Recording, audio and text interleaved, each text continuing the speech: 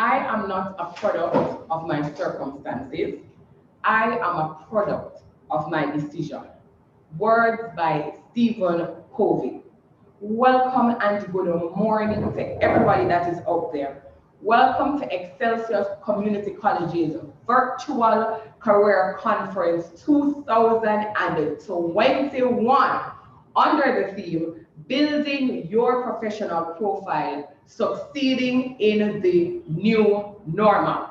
My name is Sashina White, and I will be your host for the duration of this event. So make sure that you perk up and ensure that you are excited, ensure that you stay tuned until the end because we have lots and lots and lots of information just for you.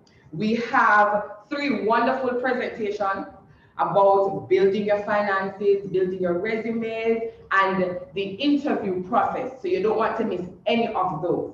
All right. We also have our keynote speaker, Senator Damian Crawford. So we have lots of information lined up for you, lots of activities, lots of excitement, lots of passion for you to build your career in this new normal. So we're going to open our ceremony with opening prayer by Reverend A. Ross, who is the Director of the Counseling Services here at Excelsior Community College.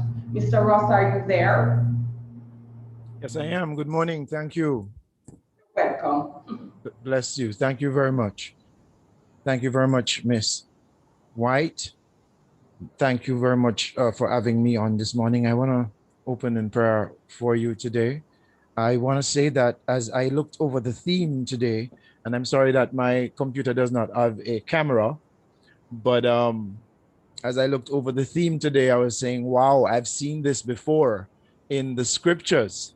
And we don't have time to go through that, but I'll be praying through, and I want to leave with you quickly 7 tips that I found. One of them is that when you look at the disciples, you have found that they met a man called Mashiach, which is Christ, and they all had their own career. They all chose a beneficial career before they met this man. But then down the road, they may need to change their career. And so he called them out of fishing and being physician and tax collector and so forth to join him in a new career. And that's another tip for you, that sometimes the career you choose, you may need to change after a while. And so I found that there were other similar things that we need to look at today. Maybe we'll hear about in the information the chairperson, the host spoke about. Before I pray, I want to lay them on you so that your career you may need to be employed to someone else, but also you may need mentoring. And that's what the Mashiach Christ provided for these new career guys. During your career, you may need to be taught. And you may need to be taught a lot in a short time. Jesus only spent 3.5 years on earth. So as you learn, you grab it quickly because he told them in John 14, hey, I'm going away. And therefore, they had to prepare to be on their own. And the last thing is that in your career, you need to think about leaving a mark on someone, making a mark on society and the world. So these 7 tips I've found in scripture as pertaining to building your profile and succeeding in the new normal. Let us pray. Father, we are thankful indeed and grateful today for all that you've blessed us with. You've blessed us with life, with strength, with energy, with vive. God, even as the host asked that everyone be perked up and excited and cups turn up ready to receive a deluge of information. Lord, we are thankful that you have raised us up and given us the opportunity to get online on these platforms, to take part in this August celebration, in this August event. And so we pray, Father, that you would have your own way, you would guide, guard, and protect all that we do. We ask that you will hasten those who are trying to get on, give them ease of access. And we pray that Excelsior excels, and as a career unit excels, and as we all excel, may we come out of this better than we went in. Bless our keynote speaker, bless our presenters, and those who receive, we ask that they'll receive that which is pertinent for their life today and for the future before them. In Jesus' precious name, we ask these mercies. Amen and amen and amen. Madam Host, back to you. Thank you very much, Reverend Ross. Bless Okay, you. so I'm just gonna ask a quick question to see if everybody is with me. How many tips, and I want you to drop your answers in the chat, and I'm going to give a shout out to the person who answered first, all right? So how many tips did Reverend Ross give just now about building your professional profile? Who is first in the chat? Who is awake? Seven. Jillian Dempster from the School of Tourism, Hospitality and Entertainment Management. Big up yourself. You're awake and you're alive and you are with us. That answer is correct. And the three of the things that he mentioned is that as individuals who are pursuing a career, we should be able to be taught, we should be able to mentor, and we should think about leaving a mark. And that is profound. That is a profound statement to start us off in the morning. So once again, thank you very much, Reverend Ross, for that. Now we're going to invite Mrs. Naomi Jacobs, our Vice Principal of Student Affairs, to give us the welcome. Mrs. Jacobs, are you there? Yes, I am here, Miss White. Very much here. Thank you very much.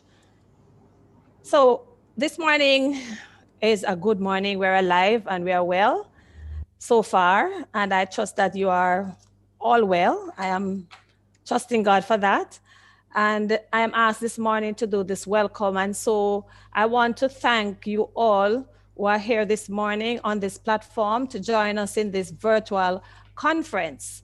Thank God we still have a medium despite COVID-19 and the impact it has had on our education and also other activities, that we are still able to keep in touch and to do the activities that we have planned in our calendar. And this is an annual activity that we have marked on our calendar for our students.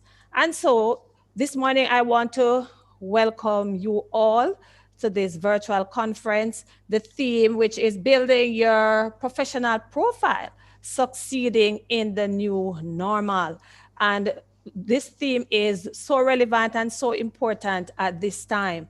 And therefore, I want to encourage our students to make sure that you stay the course for the rest of the day and participate in all the activities, and more than all, to apply the principles and the strategies that will be shared with you in building your professional profile. And so at this time, I want to welcome all those who will be presenting today. Special welcome to our guest presenter, Senator Damian Crawford. He is a former adjunct lecturer at Texas Community College, and we warmly welcome him. He has been here a number of times, to share with our students and staff, and we were never disappointed. And I trust and look forward that this morning or into this afternoon, I have no doubt that we will have that grand experience again. I also want to welcome our other presenters who will be sharing with us, our industry partners, to thank them very much for accepting our invitation to this conference and to share their information, knowledge, tips, and strategies with our students and staff who will also be online. And most of all, I want to welcome our students who are here this morning for taking the time out. I know it is rough for you all, but we continue to trust God and to, keep you, in His care. And so welcome to all of you here on the platform. Welcome all the staff members who are also present and other persons who are here to give us support. And I want to end by saying, even before the conference is through, thanks to all those who will be participating. Thank you, Madam Chairperson, and all the organizers of this conference. Thank you very much for putting in the time and the effort to make this possible. Have a very productive and successful conference, and I will be with you also throughout the course of the day. Have a good day. Stay safe, and remember to observe the COVID-19 protocols at all times. Thank you. Thank you very much, Mrs. Naomi Jacobs. That was the welcome from our Vice Principal of Student Affairs. Now, can anybody drop in the chat who is the Vice Principal of Academic Affairs? Anybody at all can drop that answer in the chat. You'll let us know that you are with us. In the meantime, we are going to ask our principal, Mr. Fillmore McCarthy. Okay, there you go. All right, who was that? All right. So now we're going to have Mr. Robert Howe to come and give us the charge as we launch off into our virtual career conference for this year. Remember, guys, the theme is building your professional profile, succeeding in the new normal. Mr. Robert Howe, are you there? I am here. Thank you. Good morning, Good Madam morning. Chair. And I hope this occasion finds all well. May I say and add my own voice of welcome to the persons who are participating in this event. I've been asked by our goodly principal to just say a few words on his behalf to lead a charge, so to speak. So I will try my best to echo his thoughts that he would want to utter to our students, especially who are here. So let me welcome our guest speaker, Senator Crawford. As an educator and an entrepreneur, I'm sure he will be able to give a very unique perspective to those who are attending this conference, and that includes our students and staff and other well-wishers.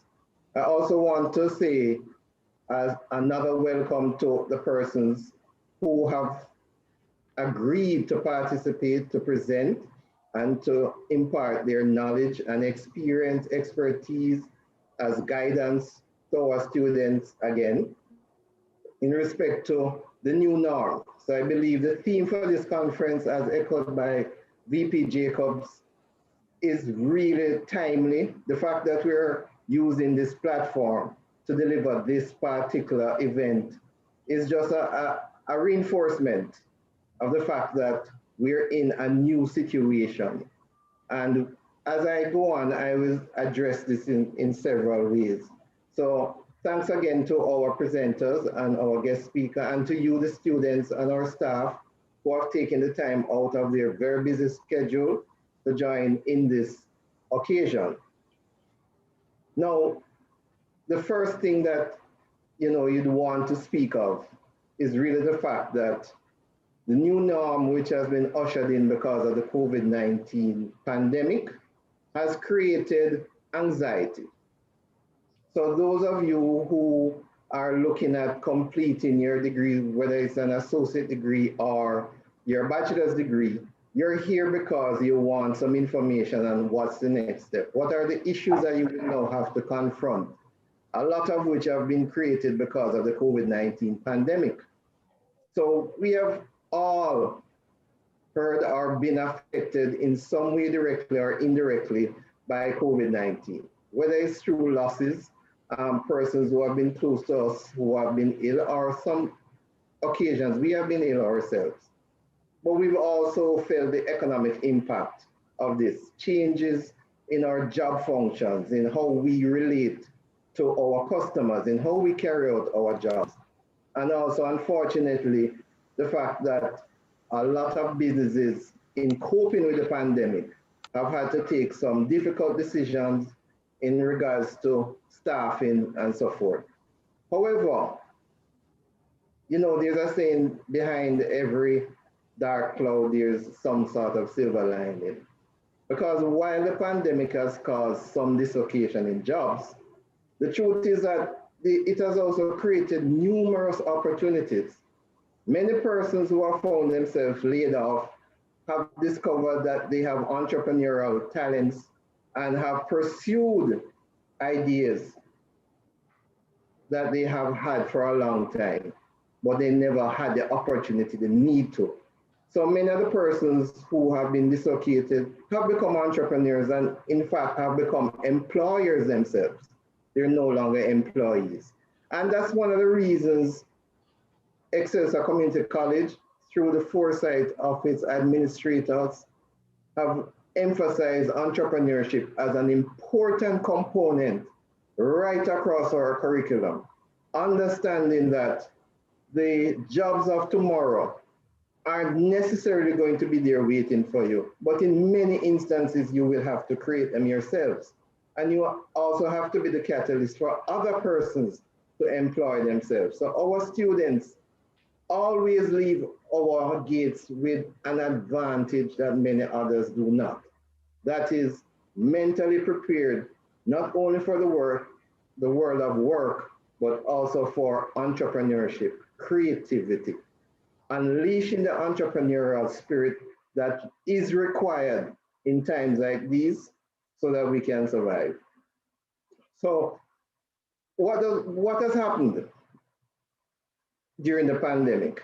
Not only have entrepreneurs emerged, but also new jobs have emerged.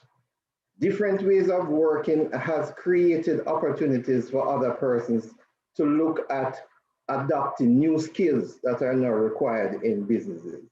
So in some industries, such as application development, hospitality, by the way, which is going to be opening up big time very soon.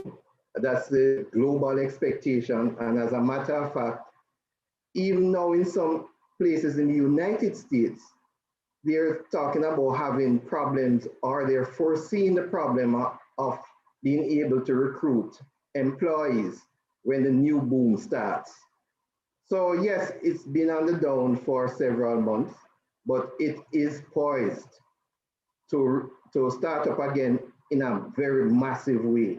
So we're going to have persons who will see the benefit of moving into that industry. Some of those who have been trained already will re-enter. So again, opportunities are opening up all over the place.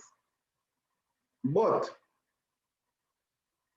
what that also means is that the workers of tomorrow, the entrepreneurs of tomorrow, will need a different mindset. Not only different skills, but a different mindset. The companies that have been surviving and even striving under the COVID-19 pandemic have been those that have shown foresight, vision to see what is happening. They've also shown flexibility to adapt. The persons who are now looking at careers must bring to the table foresight, vision, flexibility, a willingness to embrace change. And we will do our part as an institution to nurture those things. The curriculum that you would have undertaken would have started to prepare you for these changes. And we continue to nurture this by engaging you. In our online platform, we have there's a principal hour that is held weekly where we engage students. At that conference, you can ask questions, you can have answers given to you on burning topics. And we're always open. Our vice principals, Mrs. Jacobs, who gave the welcome, as well as Dr. Malcolm Walker, our VP for Academic Affairs and Institutional Advancement, we have an open door policy. And the persons who you will interface with most probably are your lecturers. They try to be as welcoming as possible. And we try to create an environment that allows you to interact with us. We try and listen to your concerns as best as possible. And we also try to adapt. And in fact, in many ways, the system itself is adopting a new way of looking at things. Just recently, the CCC, who is our partner in most of the programs that we offer, and is likely the partner for the program many of you are engaging in now, has decided that they will waive a few things just to adjust and make it easier for you to complete. Several of you on the platform are in fact completing students. You're completing your associate degrees or you're completing your bachelor's degrees. So some of the provisions that held before the pandemic, especially work experience and things like community service, they've adjusted those to make completing easier. So all around, the issue is flexibility, adaptability, a new way of seeing things, being able to see opportunities where they appear not to exist, being flexible, being responsive. These are the hallmarks of the persons who will enter the work or world of business and survive. My charge to you this morning through our principal is that you continue your educational journey. You never stop learning. Excelsior Community College is about the concept of lifelong learning. Our founder used to speak about from the cradle to the grave, lifelong learning. There will be always new skills to acquire. For those of you who are completing your bachelor's, look at pursuing our master's degrees. Further your education, improve your skills. One of the things that we can say without any doubt is that change will be a constant in the next decades to come. And your survival will depend on how well you can adapt to these changes. So we charge you, continue your education, continue upgrading your skills, never stop learning. There are abundant opportunities that are developing and will continue to develop. Those who will capitalize on those opportunities and make them work and do well are those that are prepared, mentally prepared, emotionally prepared, educationally prepared, and prepared by way of the skills that they will continuously upgrade and acquire throughout their lifetime. I ask you to go forward with a degree of braveness, because this situation also calls for that. You have to be brave to embrace the changes that will continue to develop and unfold as you go on your journey through life and through your career. So take advantage of them and remember that you are valued, you are valuable. Jamaica, more than anything, needs resources such as yourself to move forward. Thank you very much. Thank you very much, Dr.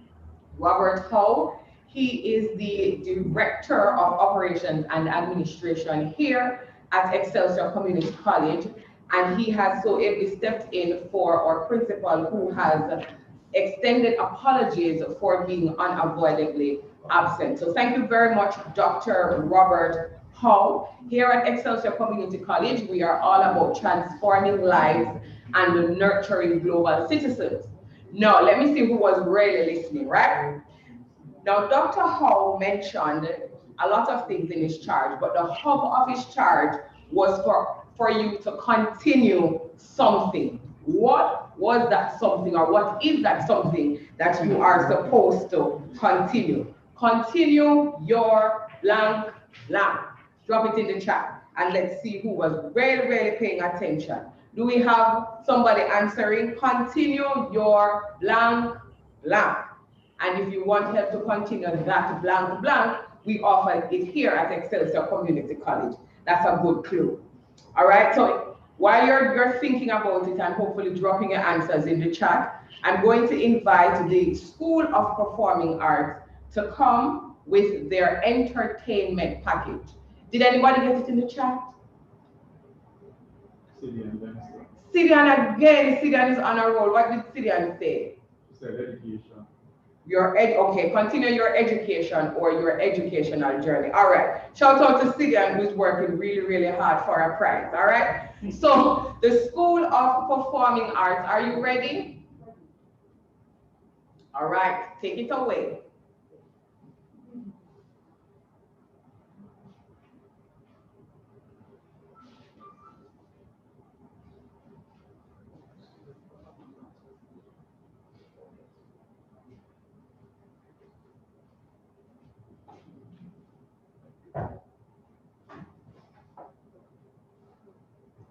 Things may be tough, and this time it seems so But when we have each other's love, then that's more than enough.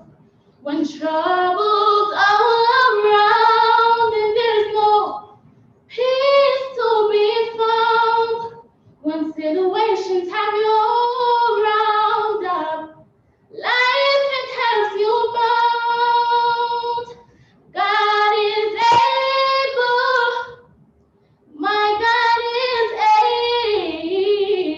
able. Just keep on praying, know that God is faithful. Yeah, he never give up. It's never giving. Just keep on praying. Know that God is faithful. Yeah. Got a vision that no one else sees. Lot of dirty work, roll up your sleeves. Remember, there's a war out there, so come prepared to fight. You never know where the road leads you. Not everyone's gonna believe you. Remember, they're wrong to prove them right. I'd rather stand tall than live on my knees. 'Cause I am a conqueror, and I won't accept defeat. Try telling me no. But one thing about me is that I am a conqueror, and I won't accept defeat. My God is able. My God is able. Just keep on praying. Know that God is faithful. Yeah, never give up and never give in.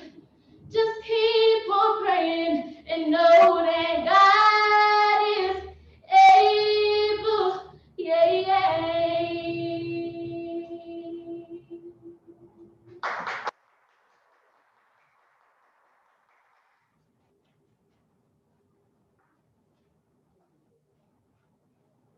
Thank you very much for that. I was the one who taught her how to sing like that. I mean, I'm so proud, I believe in myself. God is able, So give me a round of applause, please. Thank you. Shout out to Miss Berry, who is our head of school, a school of performing arts. I'm not taking your work, Miss Berry. Good job, good job, good job. All right. We'd rather stand tall than live on our knees, and that is more than an acceptable message for us as we go forward today. It doesn't matter what you think you can't do. All that is important is what it is that you know that you can.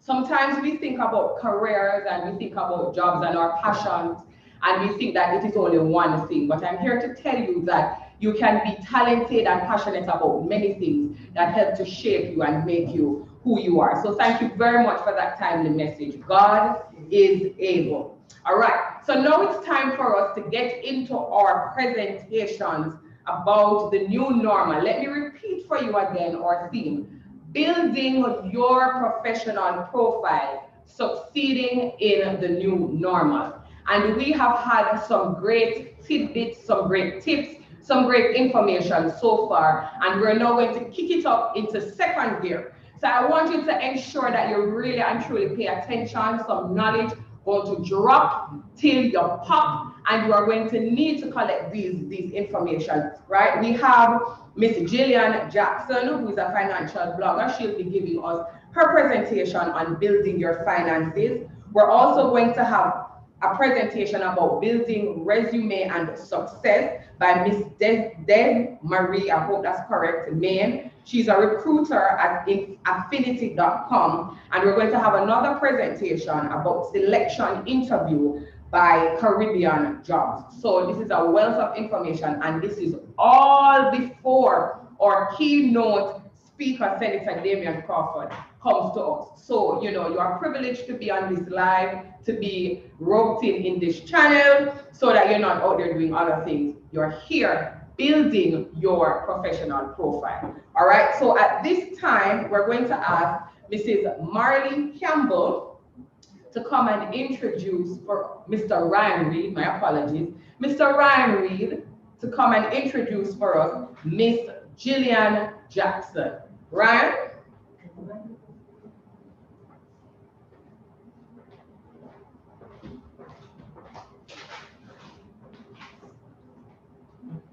Good morning, everyone. I hope you and your families are all doing well.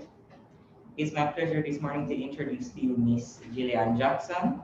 Miss Jackson is a financial blogger who has over 15 years of experience in working in Jamaica's financial sector. Jillian has a bachelor's and master's of science in actuarial science with a minor in finance for the latter. She's currently pursuing a micromaster's in data science from the Massachusetts Institute of Technology. Jillian's academic and professional experience is understanding financial instruments with special emphasis on data analytics drives her passion for explaining complex ideas. A former Fulbright scholar, Jillian is also the vice president of the U.S. Exchange Alumni Association, an organization comprising persons who have benefited from the various programs offered through the U.S. Embassy. Her goal of playing a part in improving Jamaica's financial literacy inspired her to launch a blog, financialsensibility.com, where she raises awareness on the lesser-known aspects of common financial decisions, such as purchasing a home, applying for an auto loan, and the benefits of having a pension plan, among other interesting financial topics. She's a mom of 2 brilliant boys who already love mathematics at the age of 3 and 5 years old. Jillian is also an exercise enthusiast and is still trying to calculate the formula for balancing health, work, managing the family, volunteer, and Jillian Jackson. Thank you for the introduction. 1 second. All right, thanks again. And I appreciate being here. Thanks for inviting me to deliver this presentation. Forgive the Band-Aid on my face. I had a little bit of an issue with it, so I hope you can I hope you can still pay attention and not be distracted by it.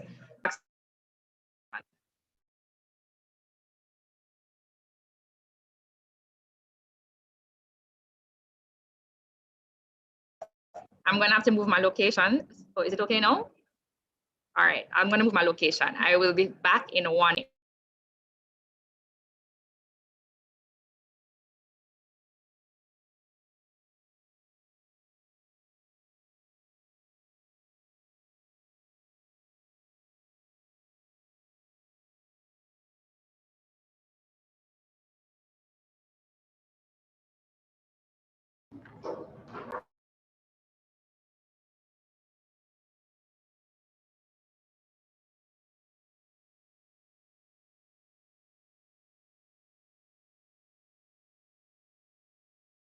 Are you hearing me now?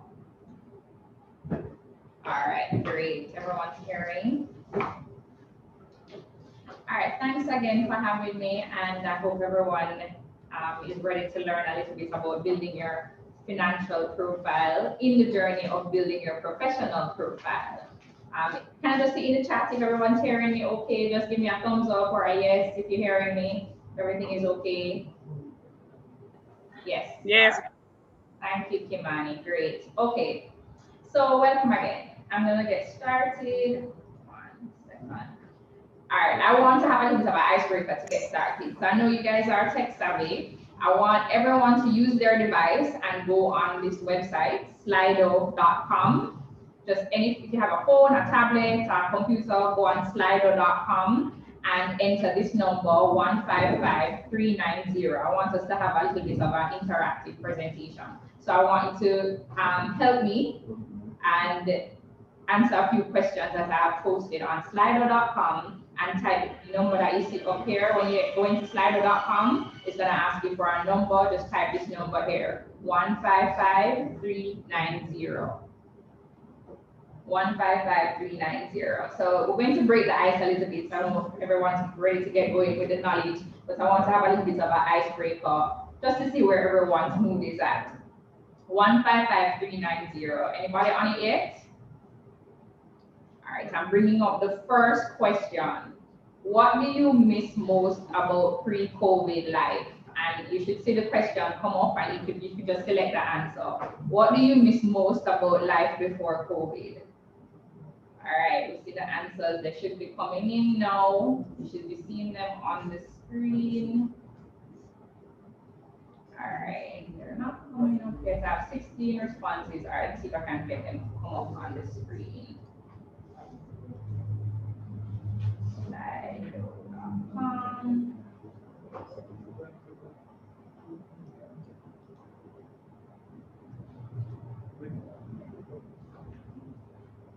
All right, I have a few responses here so far. Okay, 38% of persons have said they miss traveling freely. 34 have said they miss going to physical school. And 22% have said they miss their friends and family. And 9% have said nothing has changed for them. That's awesome for you, for the 9%. That says nothing has changed for them since COVID. I'm sure a lot of us are envious of you because everyone else's life has turned upside down. So I thought the results will just come up at the same time. So I'm logging in to get the results so that everyone can see them and we can all, it's a transparent process for us to view what's happening. All right, so that was a little icebreaker. Let me tell you the results so far. We have 50 persons responding. Glad you guys are being are engaging so far. And out of the 50 persons, the thing that most persons say that they have missed is traveling freely. All right, so let's go back here. Traveling freely. Are you seeing my screen? Great. And then going to physical school. I guess you guys miss your schoolmates. That's something prevalent amongst all students, missing schoolmates, seeing friends and family. So we're all in this together. We also, just to get an idea of what your colleagues are going through, we're all missing out on a few things happening because of COVID. So that was a little icebreaker. Let me launch my second question. My second question is, which of the following are you most interested in learning about? Which of the following are you most interested in learning about? Investing, starting a business, budgeting, or banking? All right, we have 24 people responding so far. A lot of entrepreneurs amongst us. It's good to know the audience so you can know how to tailor your presentation. So, starting a business, all of us want to learn how to start a business and how to invest. So those are the topics that I'm going to kind of take you through today in building your financial profile. Okay, investing has outpaced starting a business. All right, starting a business is back on top. And we have 57 responses so far. 57. All right, that's awesome. So you guys want to learn a lot about how to start a business and invest. All right, so the last poll that I'm putting up before I get started is, what are some of your goals for the next 5 years? And you can just type it in freely. It's supposed to create a word cloud that displays the results. So just type in what your goals are. Is it buying a car, getting a master's degree? Is it buying a house, starting a family? Great. I see some awesome answers coming in with my word cloud here. Financial freedom. That's a good one. Living a quiet life. Okay. All right. Being rich. To become a member of the JCF. Traveling the world. Yes, me too. When COVID gives us the opportunity to travel again. Buying land. Okay, what's happening here? Financial network cloud. All right, to become a member of the JCO, to become a hotel manager. All right, I have some awesome responses. So, having my own business and financial stability have jumped out in my workload as the biggest two responses amongst the participants today. So those are things that I hope that I will be able to tell you a little bit more about today. And yeah, all of these goals, everything that we have here, except for probably starting to work, everything that we have here involves some sort of financial decision. So you have to make some kind of financial plan to be able to achieve many of the goals that are outlined here. Even starting a job, I mean, you have to have some kind of plan in place on how you're going to get to work and how you're going to get your outfit to go to your job interview. So even in the job search, you have to have some kind of financials in your mind to be able to achieve any of these goals. Any of these goals that you've outlined, especially financial stability as the biggest one. If you don't have a plan in place, achieving these goals is not going to be as easy. So I'm a big planner, I'm a big person on planning. So being able to put a plan in place to achieve your financial goals it should be a priority. And to put that plan in place, you have to know what exists out there in terms of the financial planning tools. All right. So let's get started. I want to tell you first about banks and financial institutions, including building societies. So banks and financial institutions. The journey that I'm going to take you on today is a journey of jerk chicken. A journey of jerk chicken. So think about jerk chicken or making a very good jerk chicken meal as your financial journey. So the journey of getting to the meal of having that jerk chicken on the plate and ready to serve as a meal. So if the journey of achieving your financial goals is equivalent to making a plate of jerk chicken, then the banks and the financial institutions are like the chicken itself, having the chicken. So that's the main ingredient in being able to support your financial decisions. Having a bank account or doing business with a bank and a financial institution is critical in the journey of being able to get to your end goal of financial success or any of your financial objectives to be achieved. So what does a financial institution do? They undertake and engage in financial services, including banking, lending, selling and buying stocks, money transfers, and insurance. And they also have pensions.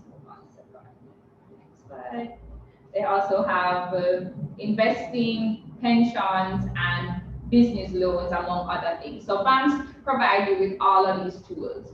Some persons might not be very familiar with them, so I'm just taking it from the standpoint that everybody wants to understand more about them. So for you to be able to access finances or to access a loan, you have to take up the services of a financial institution. How many of us, if you can just type in the chat, how many of us are a part of a financial institution already?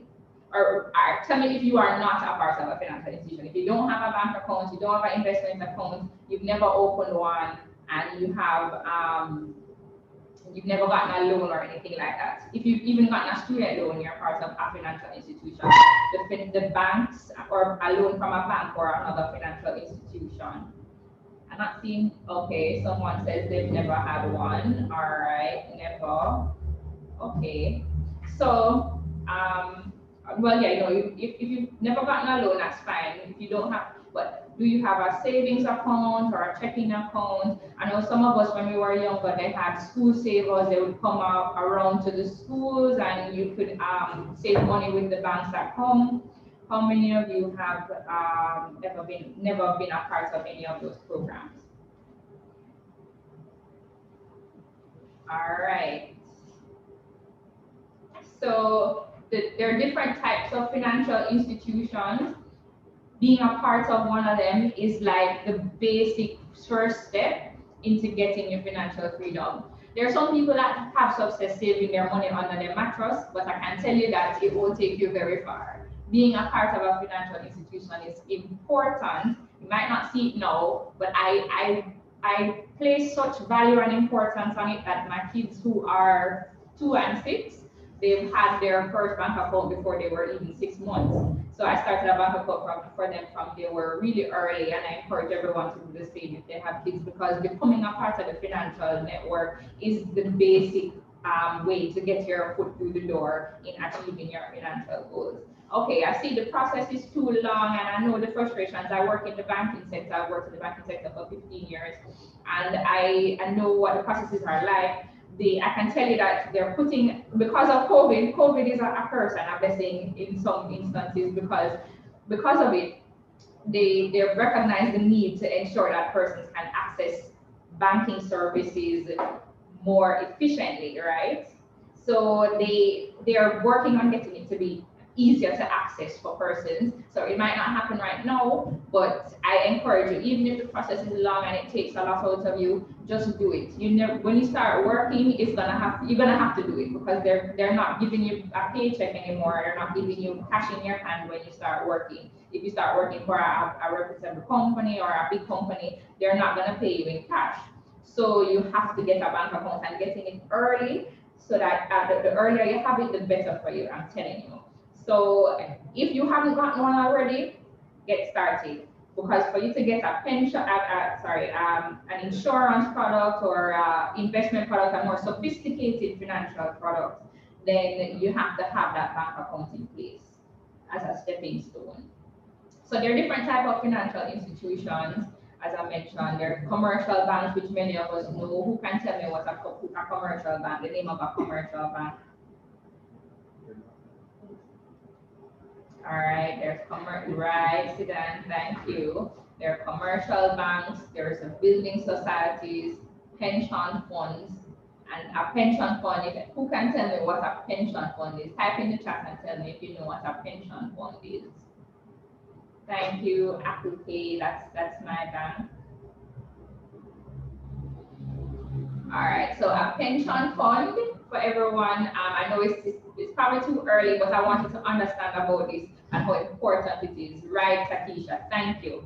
Saving for retirement. So saving for retirement, I know you guys are not thinking about that right now, but it is an important part of becoming employed. When you start to work and you're trying to, and you start to get income in on a regular basis, then putting away a little bit for when you retire is important, because how much you get when you actually retire is based on your years of working. So starting as early as possible, I tell everyone starting to work, make sure that you start putting away something in a pension fund. Thank you, Jillian. Exactly. It is better to start as early as possible. So as soon as you start to work, or as soon as possible, you should start putting on something aside for when you retire. Not enough persons in Jamaica do this, and so it leads to a problem when persons are older. If they're relying on things like NIS, they're only getting a few $1,000s a month, less than minimum wage in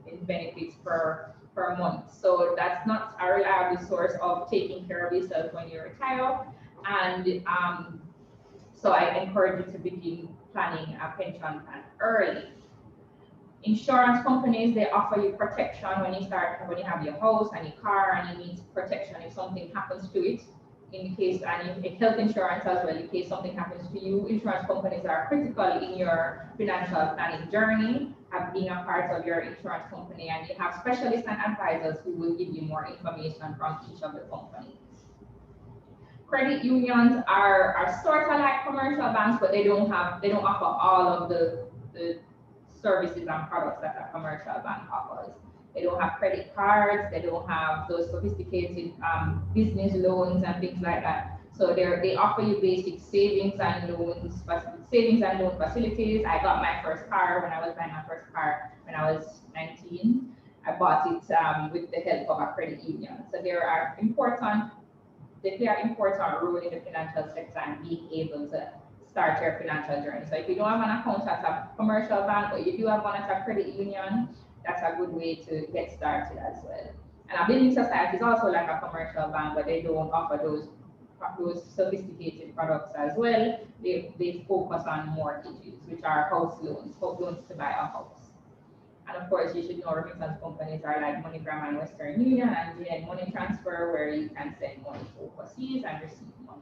So they are all important institutions in the journey of your financial freedom, and you should sign up with one of them as soon as possible to get the benefits of improving your finances, right?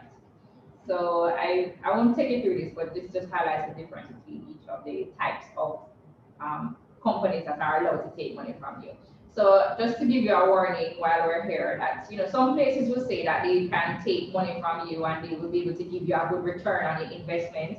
Some of them you have to be very careful when whoever you're giving your hard-earned money to, because some of them will take your money and they're not regulated. Regulated means that the Bank of Jamaica, who is the regulator of the financial sector and the Financial Services Commission, they are allowed to take your money, and they're called deposit-taking institutions, meaning that they are allowed to take your money from you.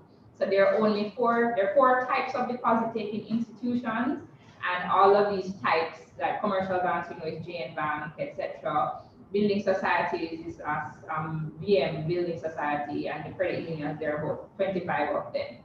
So make sure that wherever you're putting your money, that it is in a licensed financial institution, because there are persons out there who are unscrupulous and will try and take your money and not give you what you are expecting to get in terms of a return on your investment.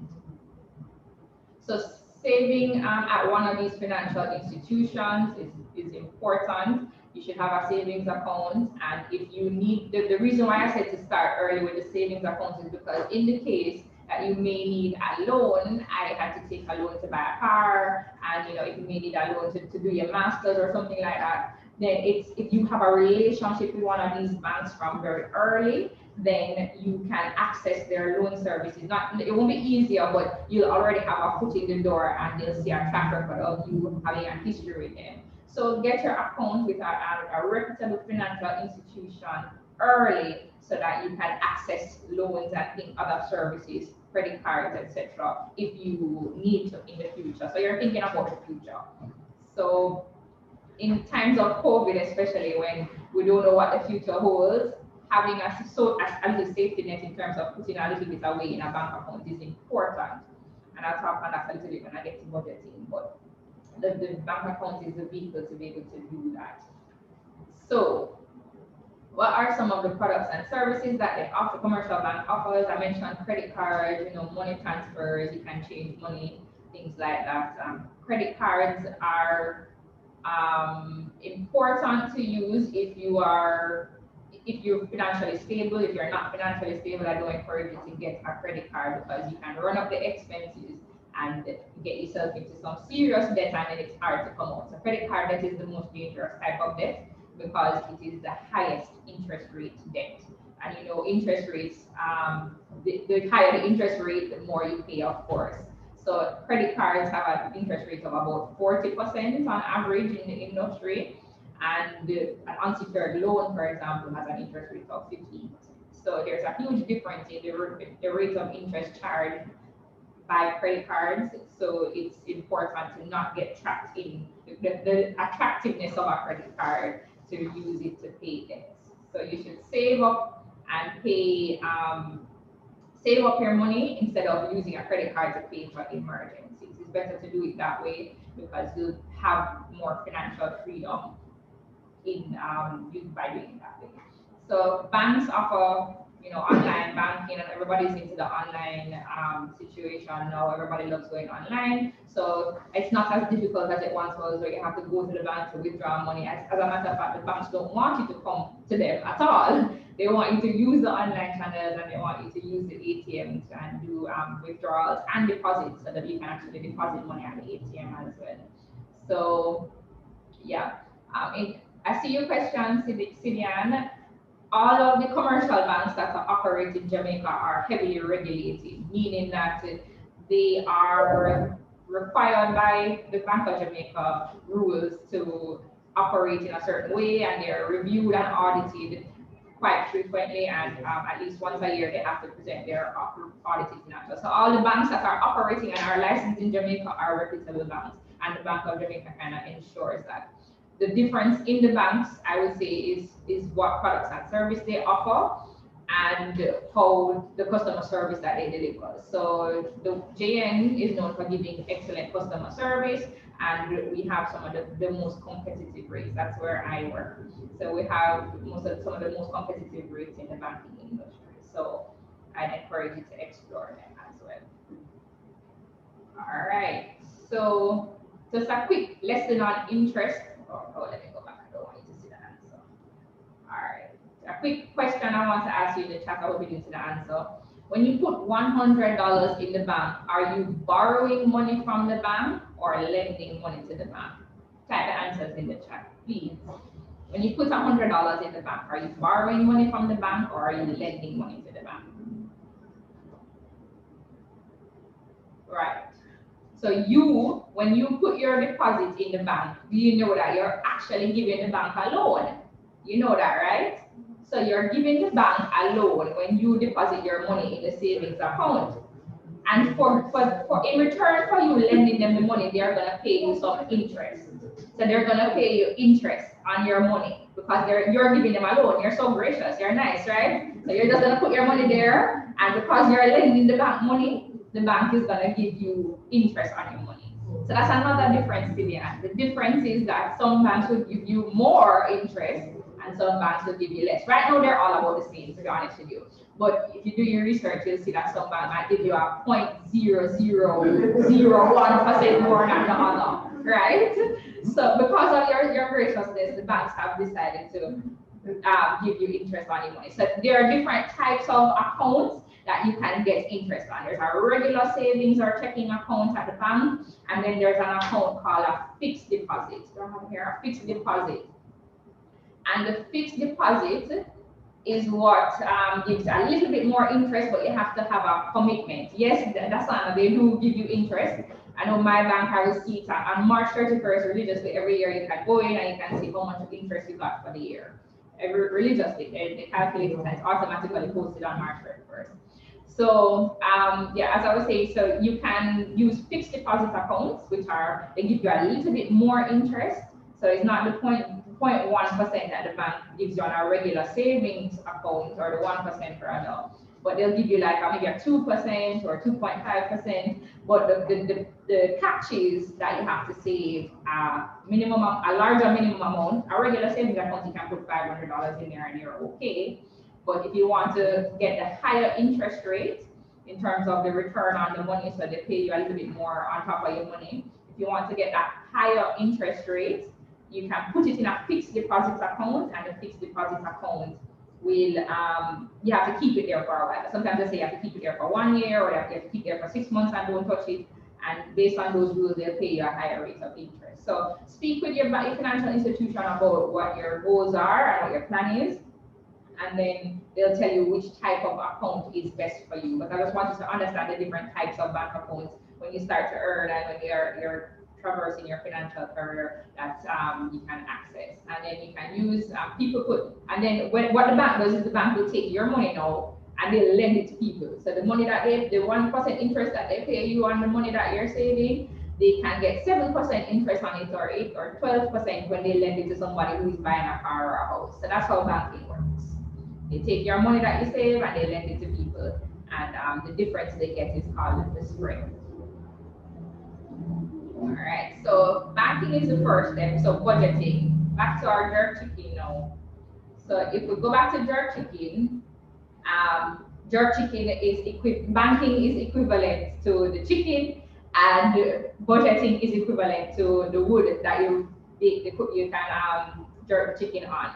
And I know I'm going to say that there are different ways to get there. You can use an oven, you can use a grill, but the wood gives it that authentic jerk flavor. So budgeting is an important tool to have it's some people say, well, you can do it other ways, you don't need to budget. But having the budget gives the journey or the journey its authenticity. So budgeting gives your financial journey its credibility, and it helps to boost your financial journey, because if you don't know where you're coming from, you can't know where you're going. That's my philosophy on budgeting. So if you can't measure it, then you can't manage it. So measuring your finances, knowing how much you spend every month, and then putting a budget in place and ensuring you stick within that budget is something that builds your financial discipline. It allows you to save, and it allows you to know how much more you can cut back on your expenses, and it also allows you to be able to know how you can increase your income. So if you know that you're spending too much on groceries, etc., you can cut back on the grocery bill and save more or something like that. So being able to track your expenses and being able to budget is an important part of the journey. And I support the 50-30-20 rule, which says that whatever you get in, even if it's $1,000, 50% of it can be spent on needs like food, transportation, and shelter. You can spend 30% on your wants like clothing, electronics, partying, nobody's partying anymore, fast food, and then the rest of it you should spend on saving. So saving should be a big part of your income. You should spend a significant portion in your savings. If you can't achieve that 20% at first, you start small, start at 10, but make sure you're trying to aim for 20%. And this can include your pension. So when you're working and stuff and you're getting a pension, your savings component should be 20% of your income. All right. On my website, financialsensibility.com, you'll see it right here. I have a number of financial calculators. The key two are the budgeting and expense trackers. So I use these religiously every week. I pick up my expense tracker, I look at all of my expenses, I put them in my spreadsheet, and I look at all of the expenses by category. I categorize them, as you can see here on the screen, and I know how much I'm spending in each category. It's a good tool to have when even if you only have an allowance, just to know how much you're spending on each thing. And if you have a big goal that you need to achieve, like buying a school bag. I remember when I was in high school, I had to save my patty money and buy a school bag. I had to, instead of buying box lunch, I had to buy patty to be able to buy my school bag. So putting the plan in place, you know how much you're spending on everything, so that you can have a certain portion to spend on achieving that big goal that you need, or you have a portion to spend to put in your emergency savings. If you don't like Microsoft Excel like I do, I love Excel, then you can use expense tracking apps like Mint. You need a budget, and there's Tip Yourself. There are lots of apps out there that you can use to track your expenses, so that you know how much you're budgeting or how much you're spending for your budget. And then doing your actual budget now. So that was tracking your expenses. I believe in also doing a budget, like putting how much you project to spend, how much your income is, and then when you actually spend it, you look at the difference. What did you actually spend based on what you projected that you would spend, and then what is the difference? Where are you overspending and where are you underspending? So I do this religiously. Every month I will look at my budget and do an assessment and recalibrate as necessary. And then having an emergency fund as well is important, because it creates a little safety net in case something should happen, like an accident or health scare or something like that. And an emergency fund, when you do this budget now and you look at all of your expenses for the month, you should save in an account at least 3 months of those expenses that you can use in case of an emergency. Based on your situation, I have different scenarios here, but if you're single and you have no dependents and you have a steady income, you can save 3 months of expenses, right? And it goes up as you have a bigger family and more persons relying on you. You should save more, right? So just summarizing how to budget like a pro, you apply the 50-30-20 rule that I mentioned. Track your expenses, track your income, create your budget. You should pay yourself first, so you should save first and then spend after. So put your savings away and your emergency fund away first, and then spend afterwards, and do not wait. Starting earlier in your financial journey is important because of something called compound interest, and I'll tell you more about that in a second. So investing, that's what I say the best for last. So the last two, the ones that person wants to learn about most are the last two that I'm gonna talk about. So investing is like the drug stars now. So you have different flavors and different styles, and when you're investing, there's so many different options. There are different combinations of investments. You have, real estate investing. You have stocks, which most persons probably want to know about. There's so many different options, bonds, etc. So there's so many different flavors that you can use in making your jerk chicken, or in our case, in getting your financial goals achieved. And the thing is, when you're making jerk chicken, I don't know about you, but I'm not an expert, and I have to rely on experts to tell me how to make my jerk chicken to make it taste really good. So the best chefs out there, you can rely on them. You go to the jerk chicken man, he's crafted his art for many years. So I would go to experts to learn how to make really good jerk chicken, or to get them to just make it for me. And in our case, going to experts to understand investing is very important. There are experts out there, they're called licensed financial advisors, and I encourage you to get one to be able to understand how to deal with your finances or how to invest. So investing can take you on a ride. There's something called volatility, which means that your investment can go up or it can go down. There are different types of investments, as I mentioned before, as you can see on the screen, but your financial advisor, and anybody can have a financial advisor. You don't have to have thousands or millions of dollars. You can start out with $5,000 at financial institutions. JN Fund Managers is the investment arm of where I work, of Jamaica National. So they have investment advisors that can give you really good advice on what types of investments to get for your specific situation. So remember, I told you that the banks are paying 1%. There's some investments, if done properly, can pay you 30%. The average rate of return on the stock exchange last year, I think, was 15% before COVID. So you can 1% versus 15%, you can see the attractiveness in that, because you're going to get more interest on your money. However, there is also the risk of the money declining. You can get negative 15% if you don't do it right, or if you don't speak to a licensed person to advise you.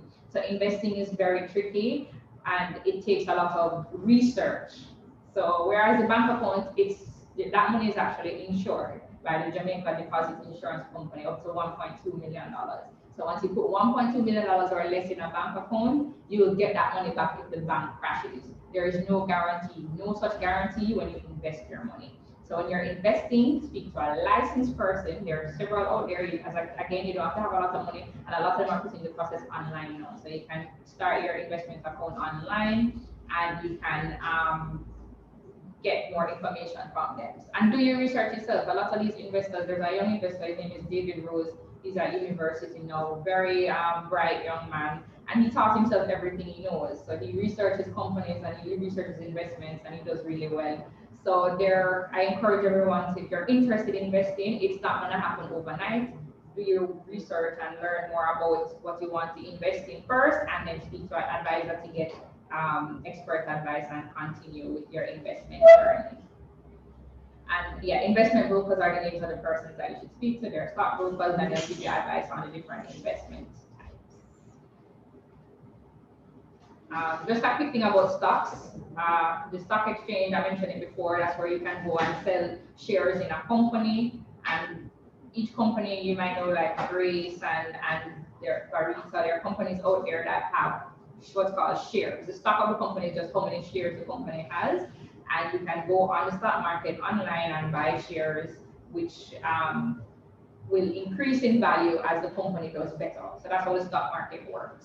But again, get the professional advice of a licensed financial advisor to be able to understand more about trading stocks and the stock market. Right? I'll just pass over this. Yeah, so basically, if you want to buy shares in a company, the number of shares is equal to the current listed price on the stock market. So you can say that the price per share is $2, and you want to buy 500 shares. So they'll multiply the $2 by the 500 shares, and that's how much you can get 500 shares for. But how the stock market works as well, the more people that want a stock, if a stock is in high demand, then the price will go up. If nobody wants it, the price will stay the same or go down. So it's just based on how attractive that company is to the market, and that attractiveness is determined by many things, which I said that's why I insist you do your research. All right, let's get this one. So you can, as I said, ask a stockbroker to buy it for you, or you can buy it online yourself when you start investing. So I mentioned this before, compound interest, and I think this visual is really important on why you need to start early, or why you need to start thinking about this from now. So there are two investors. One started at 25 and put $5,000 a year for 10 years in a row and did nothing else after the 10-year period. So after they reached 34, they did nothing else. Then investor two started at 35 and did $5,000 a year for 30 years. So one did 10 years, one did 30 years. And the person who did it first still ended up with more money than the person who started second, because of compound interest and its impact. So compound interest allows your money to grow, and the earlier you start, the better. So the longer time frame that you have for your money to grow, the more it will grow, even compared to somebody who started way after you and putting in more money than you are. So start early in your financial goals. So now starting a business. This is my business, Jillian's Jerk Cut in my jerk chicken example. Starting a business has many benefits, and in achieving your financial goal, entrepreneurship is not easy. I'm an entrepreneur as well, and it's not an easy thing to do, but it does have its benefits. You can make your own schedule and work, nobody to answer to, you're doing what you love, you're constantly researching, so you're always growing, and you choose who you work with and your creativity in your choices.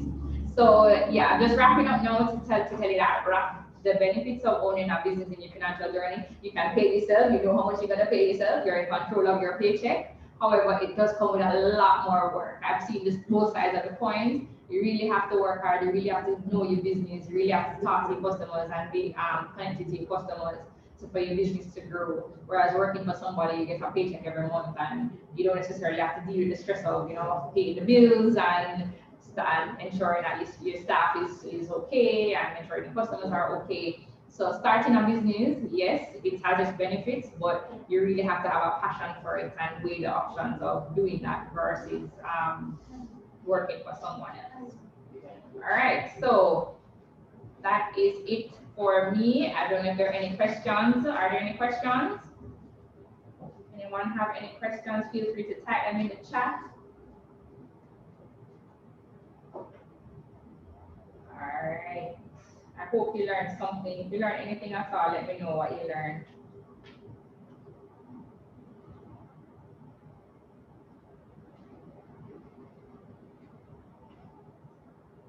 Which institutions would I recommend for investing? You can try Jillian Fund Managers.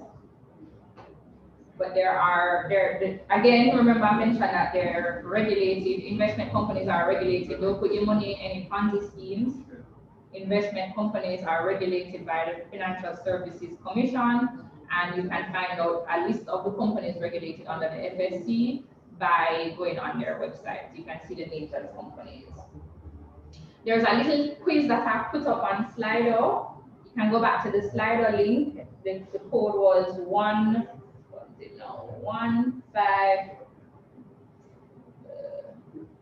Right, I'll put it back up, but the slide is a quick quiz on financial literacy. So this is a poll that was done around the world on financial literacy, and I wanted you guys to take it just to see if you kind of grasp some of the basic concepts of understanding finances.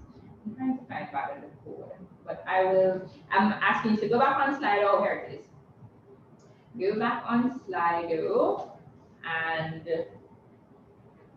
take the quiz. Here. Slido 155390. 155390. All right.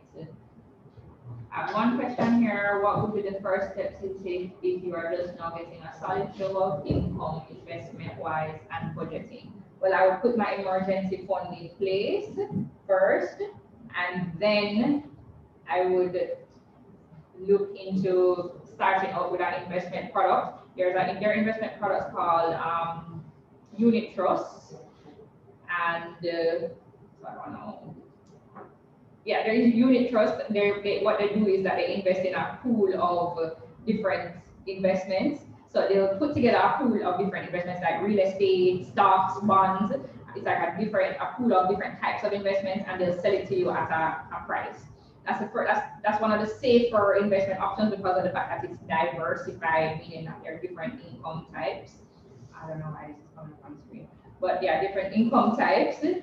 So I would talk about a fixed income or a unit trust type product with that investment house first, right? And then speak to them about more sophisticated products. What's the minimum cash we need to start a rewarding investment?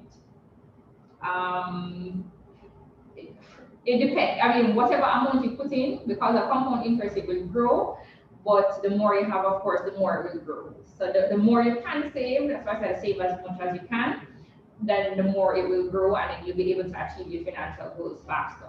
So if you have a goal of buying a house, you know you're going to need a big down payment. So having that down payment, you really need to put an aggressive savings plan in place. No, I don't do cryptocurrency Sunday. That's not my forte at all. Don't do cryptocurrency at all. That's something that requires a lot of research. All right. Any more questions? If not, thank you very much. And you can always reach out to me on my blog and on Twitter at Miss Jillian.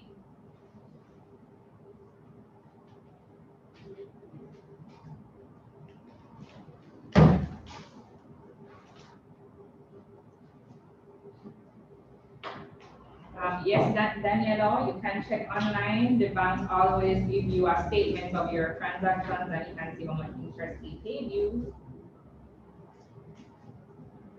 All right. Thanks again, everyone. Have a great evening and enjoy the rest of the conference.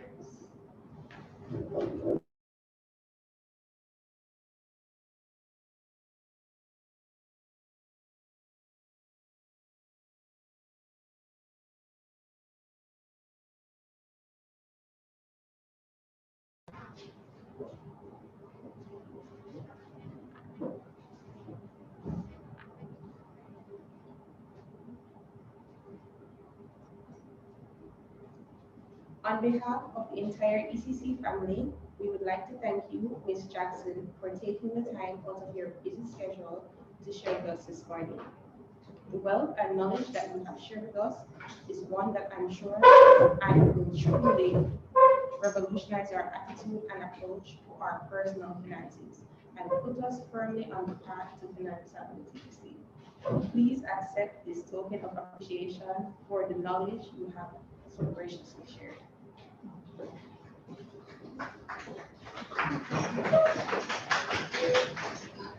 All right, thank you very much.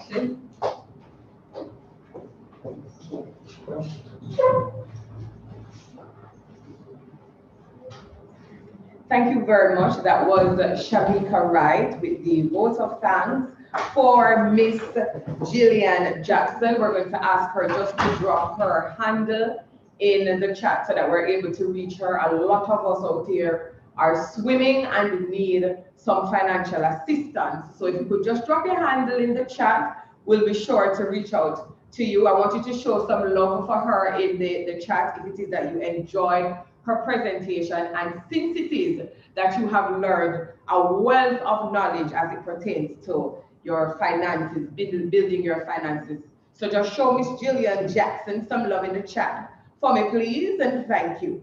All right, so now we're going to move on to our second presentation, and it's entitled Building Resume and Success, and it's going to be done by Miss Den Marie Main, recruiter for Affinity.com, and we are going to ask Miss Shamoy Hyman to come up and introduce Miss Main for us.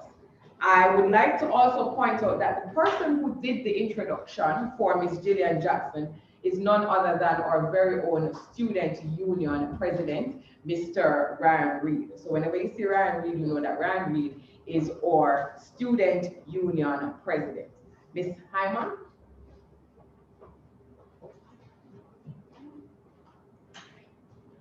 Good morning, everyone, and welcome again. Today I have this marvelous opportunity to introduce to you Mr. Maurice. Mr. Maurice has been the director of Aptitude Business Services Limited since the company's inception in 2013. She manages the day-to-day operation, day-to-day administration of the company, and its projects including recruitment, HR administration, supervision of fixed-term contract workers, and skills development training. Mr. Maurice is a former lecturer of Edna Manley College of Visual and Performing Arts and has also served as a consultant to not-for-profit organizations in the areas of governance and policy development. Mr. Maurice holds a Bachelor's of Fine Arts degree. Please welcome Mr. Maurice.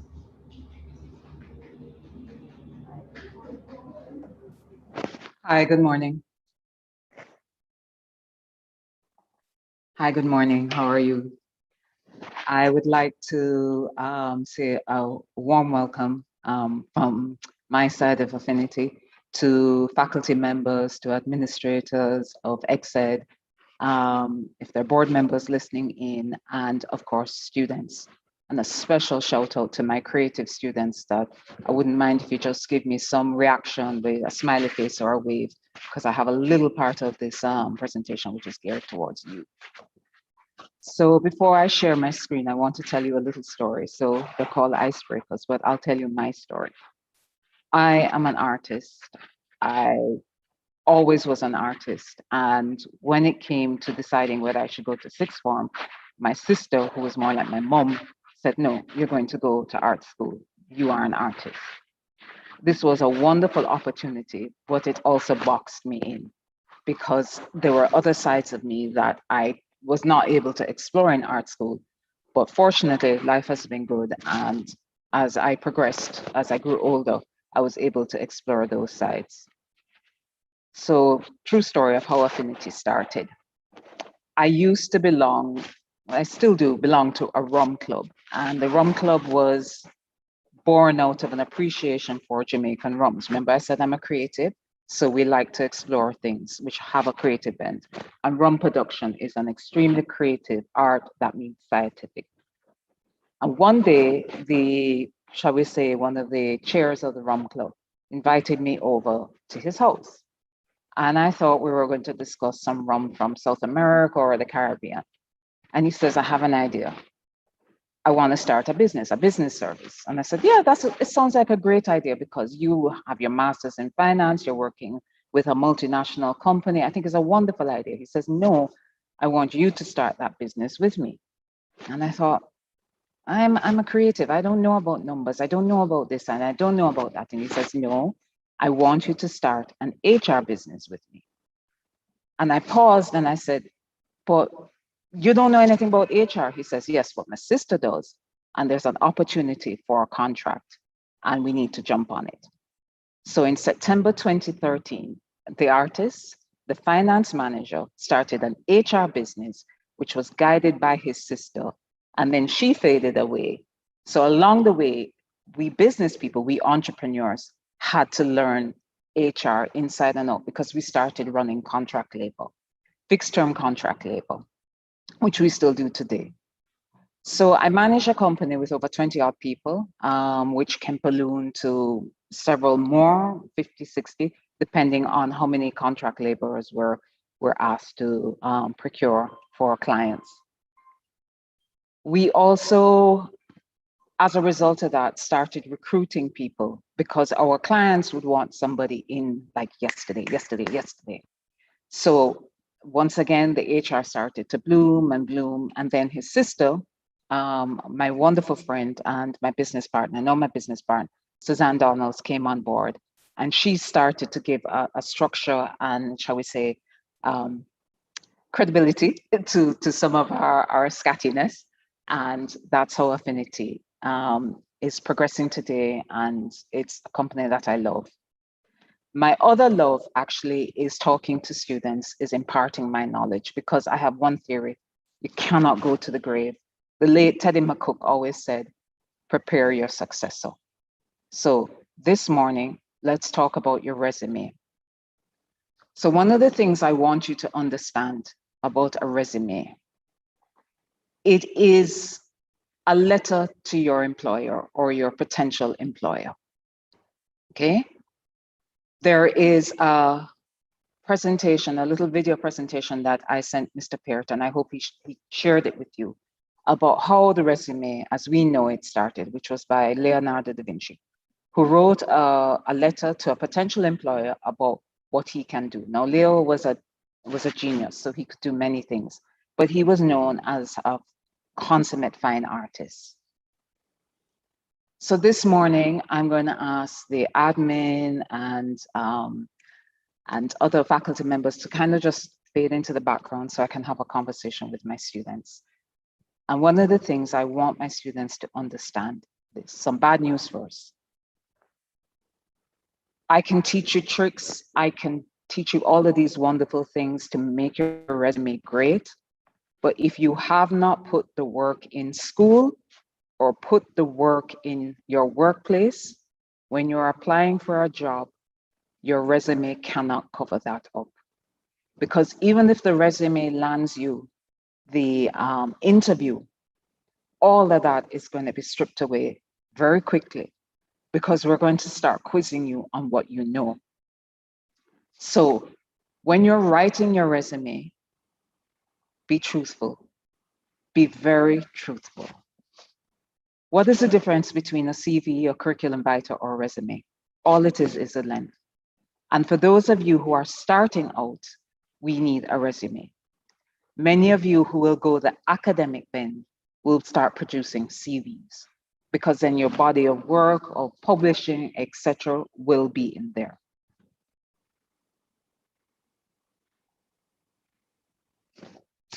If you can see that, when a recruiter or a hiring manager looks at your resume, you got 6 seconds. 6 seconds. If I'm not under pressure, I will give you 9, hence why I put 9.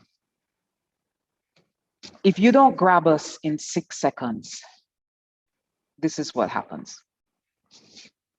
Quite simply, we throw it in the trash. With resumes that we think have potential, we're going to hold on to them. And we will genuinely hold on to resumes as recruiters for about 1 year to 2 years.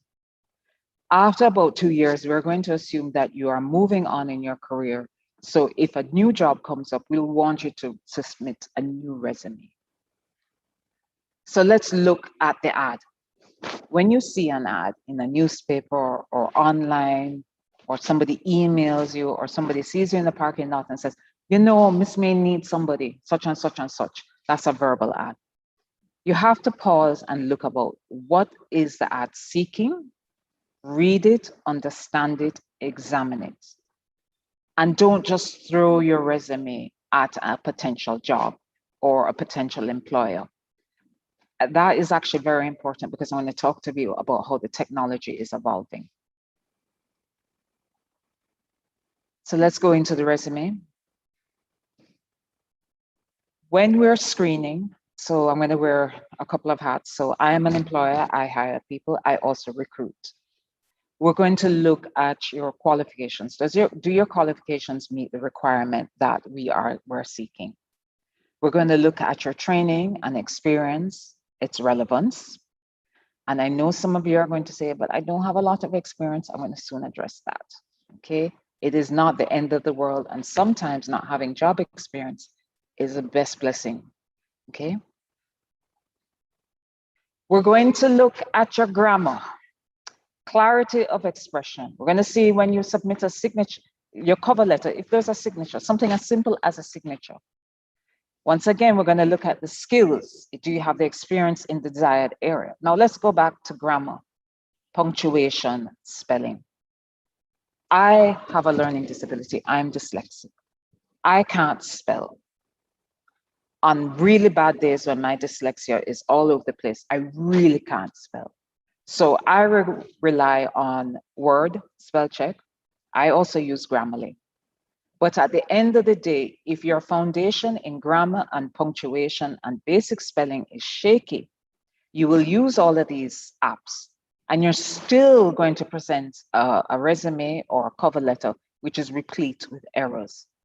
Take the time, don't rush your resume, have somebody look it over, look at the context, look at your grammar, look at the punctuation. Please, it's very, very, very important. I've had good people get weeded out because the grammar was faulty. I don't mind if it's a little unwieldy, but it's still correct, but the grammar is faulty. Also, I know there's this thing about English versus Patois. English is not better than Patois. Patois is a language that most of us, we speak from we're little, coming through. We communicate some level of Patois on a daily basis. But when you are applying for a job, you're doing so in standard English, unless the job requires you to read Patois. And then they'll most likely that will be addressed in the interview section. Text speech. We get very, very, very lazy. So we learn to text really quiet and we bring that over into our resumes and our cover letters. Yes, people do that. So you have to stop and ask yourself, what language am I speaking? Stick to English. And I know some people are going to say, but Miss, you're putting down our language. Stop thinking that you're looking for a job in Jamaica alone. Jamaica is this size, probably even this size. Many of you are going to be on a plane in a few months, in a few years, going to different territories. Most of them will not speak Patois, so you need to communicate in English. If your English is a little shaky, one of the best ways to start improving your English is just to read and start reading at your level. If your level is not very complex, just start reading. I don't care if it's comics, magazine articles, which are reputable, and be careful of some online things because once again, the English can be wonky. So the skills and expertise in the area. So let's use something as popular as accounting. We'll probably ask, so do you have level 1 or level 2 in ACCA, or do you have a degree? Do you have a diploma?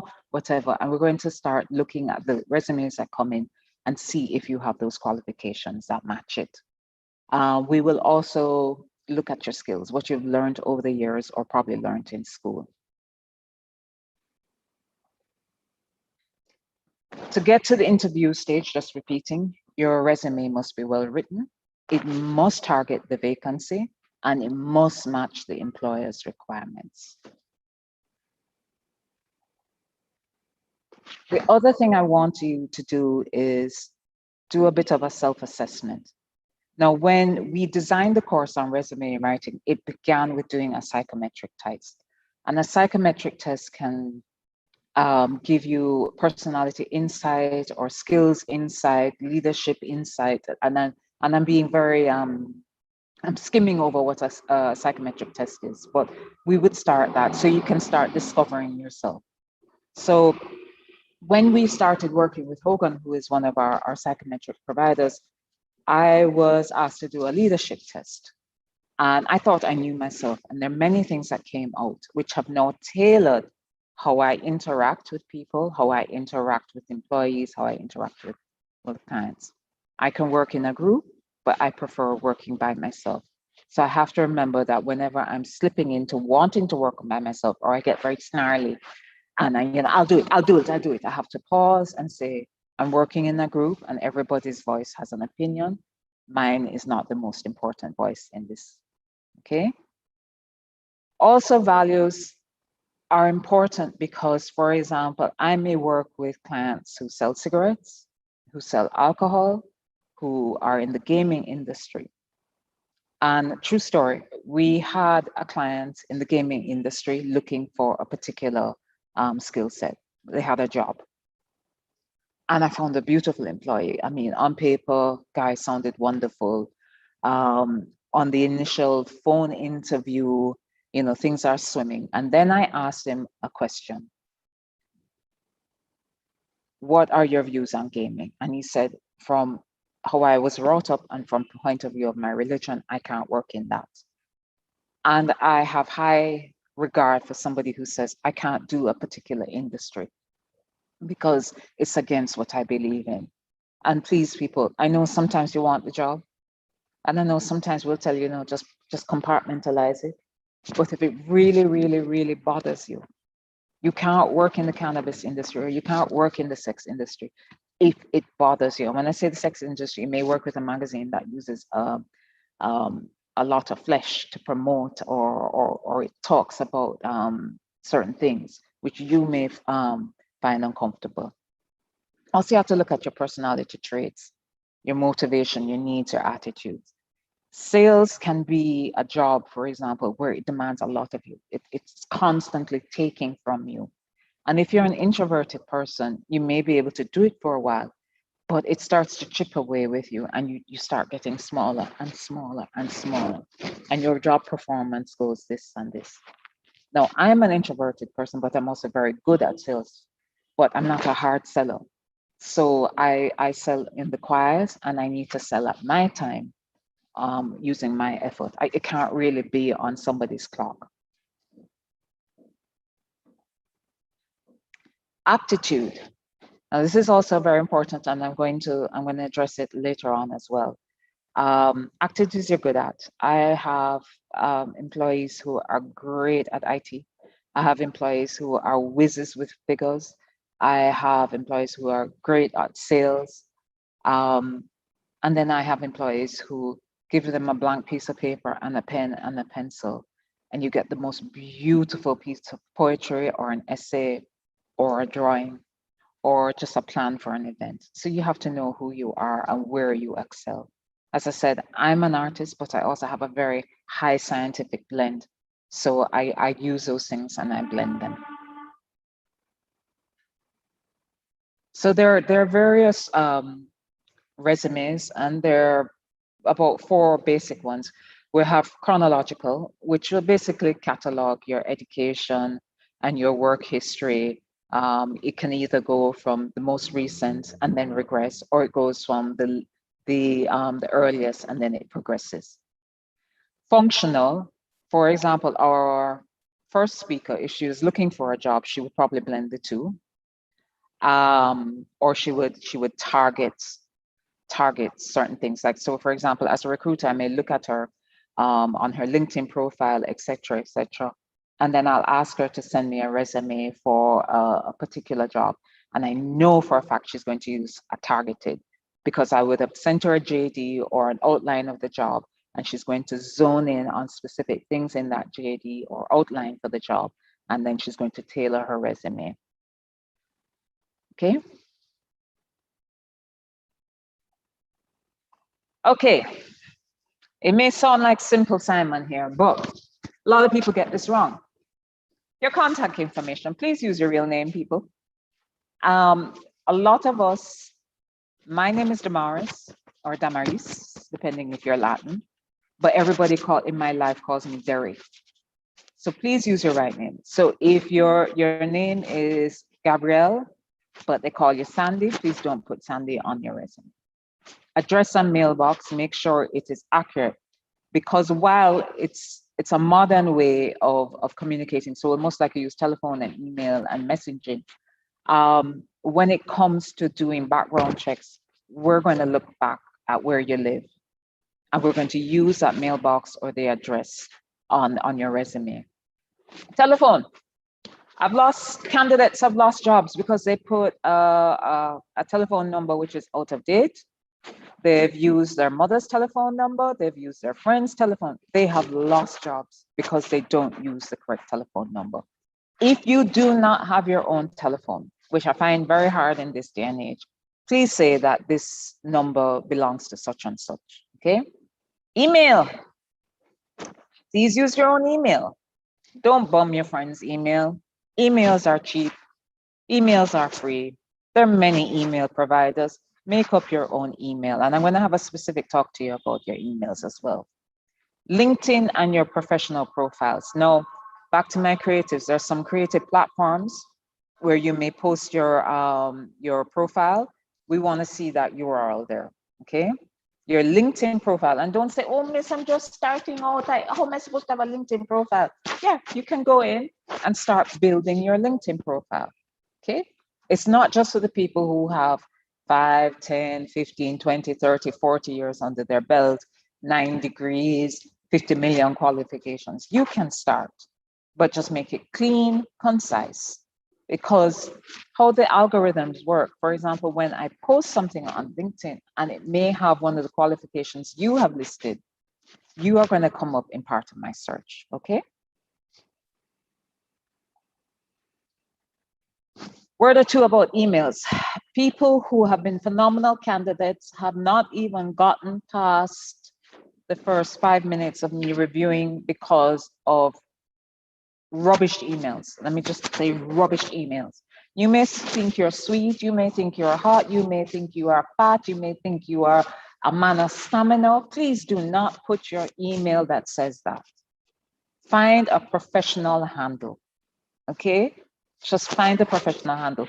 I know throughout the years, some of us have started emails with our own name, we've lost the logins and stuff, but just find a professional handle and use that. Once again, email from your own address. So let's talk about professional statements, resume, summary, career profile, qualification set. They're all the same thing. So usually after your contact information, you can place your qualification or your resume summary. And this basically is listing your objectives, your experience. It describes to me, it tells me why you're good for me. It tells me what skills that you've picked up along the way. It is not a four-page thing. It's not a 4-paragraph thing. It's usually about 1 paragraph. This is your elevator pitch. And I know a lot of you are going to say, well, I don't know how to write that. There are a lot of wonderful resources online that can help you. And these are the things, these are the reasons, I should say, why we say do not write your resume the night before. If you see an ad and it says it probably gives you 5 days, 10 days to respond, take about 2 days and take the time to write your resume, have it reviewed, do your tweaks, and then come and then post it, okay?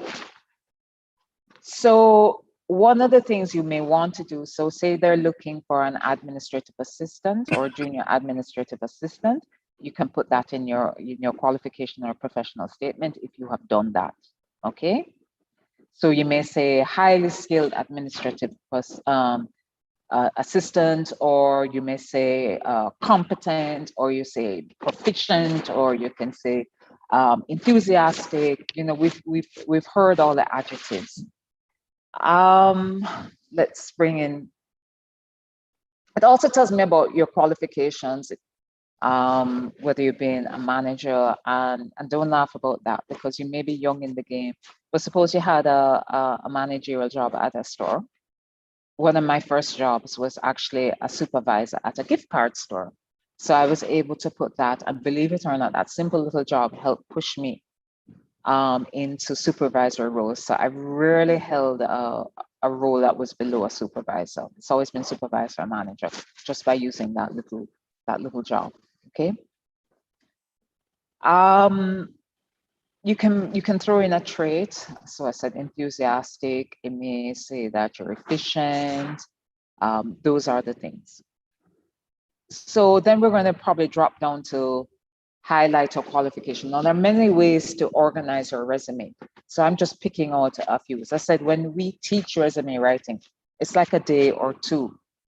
And for those, let's get back to my creatives. Some of you may be asked to do a video resume or a video portfolio. It usually will be accompanied by something, your traditional resume, okay? And your resumes may be done in quarters.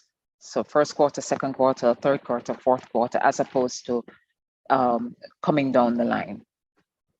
So you want to put your qualifications. So if you have a degree, if you have a diploma, if you've done some courses, if you're a little weak on those, you'll probably say that I have the ability to work well in a team.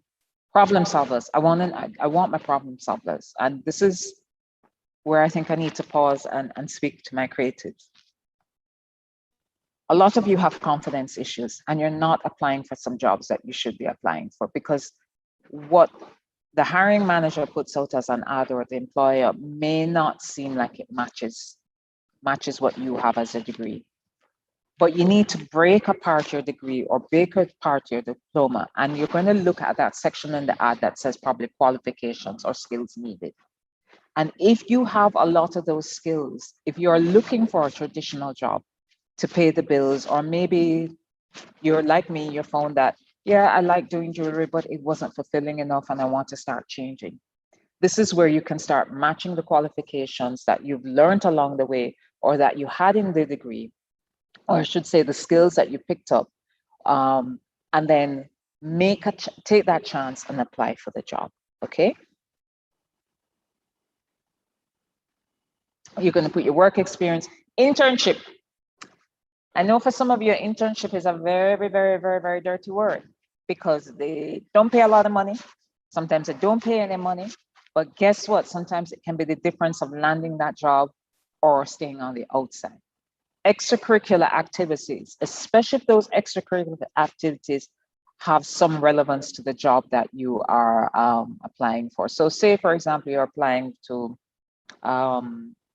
a job that is a numerical based job. I'm not pulling a title deliberately so, but say you were president of your math club, say you've entered online competitions, you know, these are the things, and placed or won, these are the things that you want to do. Academic achievements, okay. For example, I was shortlisted for a Commonwealth scholarship. So things like that you want to put there. I didn't win the Commonwealth scholarship, but I got shortlisted. So you want to be able to put that there. Other things to add, if you volunteered, you could volunteer at your church, you could volunteer with your school, you may volunteer at a business. I was overhearing a gentleman saying he's been volunteering at KPH for a couple of years, his skills as an electrician, all in the hopes, to be frank, he was very frank, that he wants to land permanent employment. Awards, as I said, for example, in my thing, I've had awards, for example, the Commonwealth Scholarship thing, a few others, which right now it's not coming to my mind, but I would list those there. Language skills. So I'm going to give you a quick thing about my cousin. My cousin is the CIO for a major international company with a very strong presence in the Caribbean. He doesn't have a master's. But why he keeps getting hired over and over and over again, A, because of his skills that have come from his first degree, but he also speaks about 4 languages, okay? And when you work in a region, which is ours, English is not the dominant language in this region. Spanish, then if you go further south, Portuguese, Brazil is larger than the United States of America, people, remember that. Then you go French, Haiti is to the west of us. So yes, they speak Creole, but if you want to get in, you would have to start speaking French. There are many French-speaking countries in the region, but I would say one of your easiest 1, 2, 3s is starting to learn Spanish. There is a company in manufacturing that I was working for, and they were looking for people to fill not quite business analysts, sales analysts, marketing analysts. And if candidates had fluent in Spanish or working knowledge of Spanish, I can tell you, boom, they went up the chain. You will also list your technical skills. Education at the top or education at the bottom. So many of you who are just starting out, put the education at the top. So admin and faculty who have a lot more under the belt, I would say kind of push it towards the bottom, because if you have your master's, if you have your bachelor's, if you have a diploma in that, I'll get to that, but I want to see what you can do, which lines up with the job ad that we have out, okay? So more mature or people with a lot more experience, I would say over 5 to 7 years, you can start dropping your education to the bottom. Those of you who are just starting, put it at the top. ATS. So we've had a lot of talk about the applicant tracking system. A lot of companies, I wouldn't say a lot of companies, but there are a few companies in Jamaica that use it. We as a recruiting firm will be implementing it shortly. I know Caribbean Jobs is a version of an ATS system. It is here to stay. Do not malign it, do not rubbish it. It is here to stay. And I would say within the next 72 months, most of you will be using an applicant tracking system to apply for a job. Now, it may be simple as just uploading your resume in the format they ask, or it may be a series of questions. And if you can't answer those questions to a certain degree, you're going to get chucked out. That's how it is there to help people like myself or the hiring manager just sort through thousands of resumes. For example, it is not uncommon. I did a recruitment for a dispatch position. I had one dispatch position and I got over 700 resumes for that. I can't go through 700 resumes in the time frame that the client requires. So I'm probably going to weed very, very, very quickly. And this is where an applicant tracking system is going to come in handy. So you're going to find online many ways to beat the applicant tracking system. Please don't. Just follow the rules of the applicant tracking system. Use the keywords that they're asking for. So it may be junior accountant, makeup artist, whatever they are asking for, or skills, whatever that skill or aptitude they may be looking for. So you can use those words, those keywords, but you have to use the keywords in context. You can't just sprinkle them around your resume and think that by the time it lands on my desk that you're going to get past me. No, remember that garbage bin? Right? Because by then I'm annoyed. We are human, we get annoyed, okay? When you're applying to a big company, like some of the name brand companies in Jamaica, or if you're applying to companies on an international, who have an international presence, or whether you're going to Canada, the US, Britain, Australia, wherever, they may have several jobs that they're looking for people in that company. Please don't just apply to every one of them because the software is reading everything. So if you're not qualified for an accountant, why are you applying for accounting position? If you're not qualified as an investment manager, why are you putting in your resume? If you're not qualified as a software developer, don't put in your resume. Because they may be looking for somebody in admin, or they may be looking for somebody with more of a creative bent. Those are the jobs that you want to be applying for. Otherwise, the software is going to think you're a joke. Remember the garbage bin? It just goes in there. Use the right file format, so PDF, docs, whatever they ask for. Do not try and upload it in a file which is not compatible. You're not going to get anywhere. Okay, that's just a cursory look at the applicant tracking system. There's more. I could spend the next hour talking about it. Religion and photos.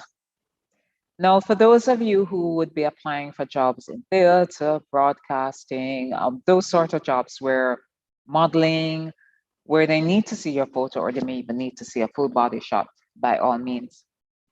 Photos are a double-edged sword because you are working with human beings and their bias.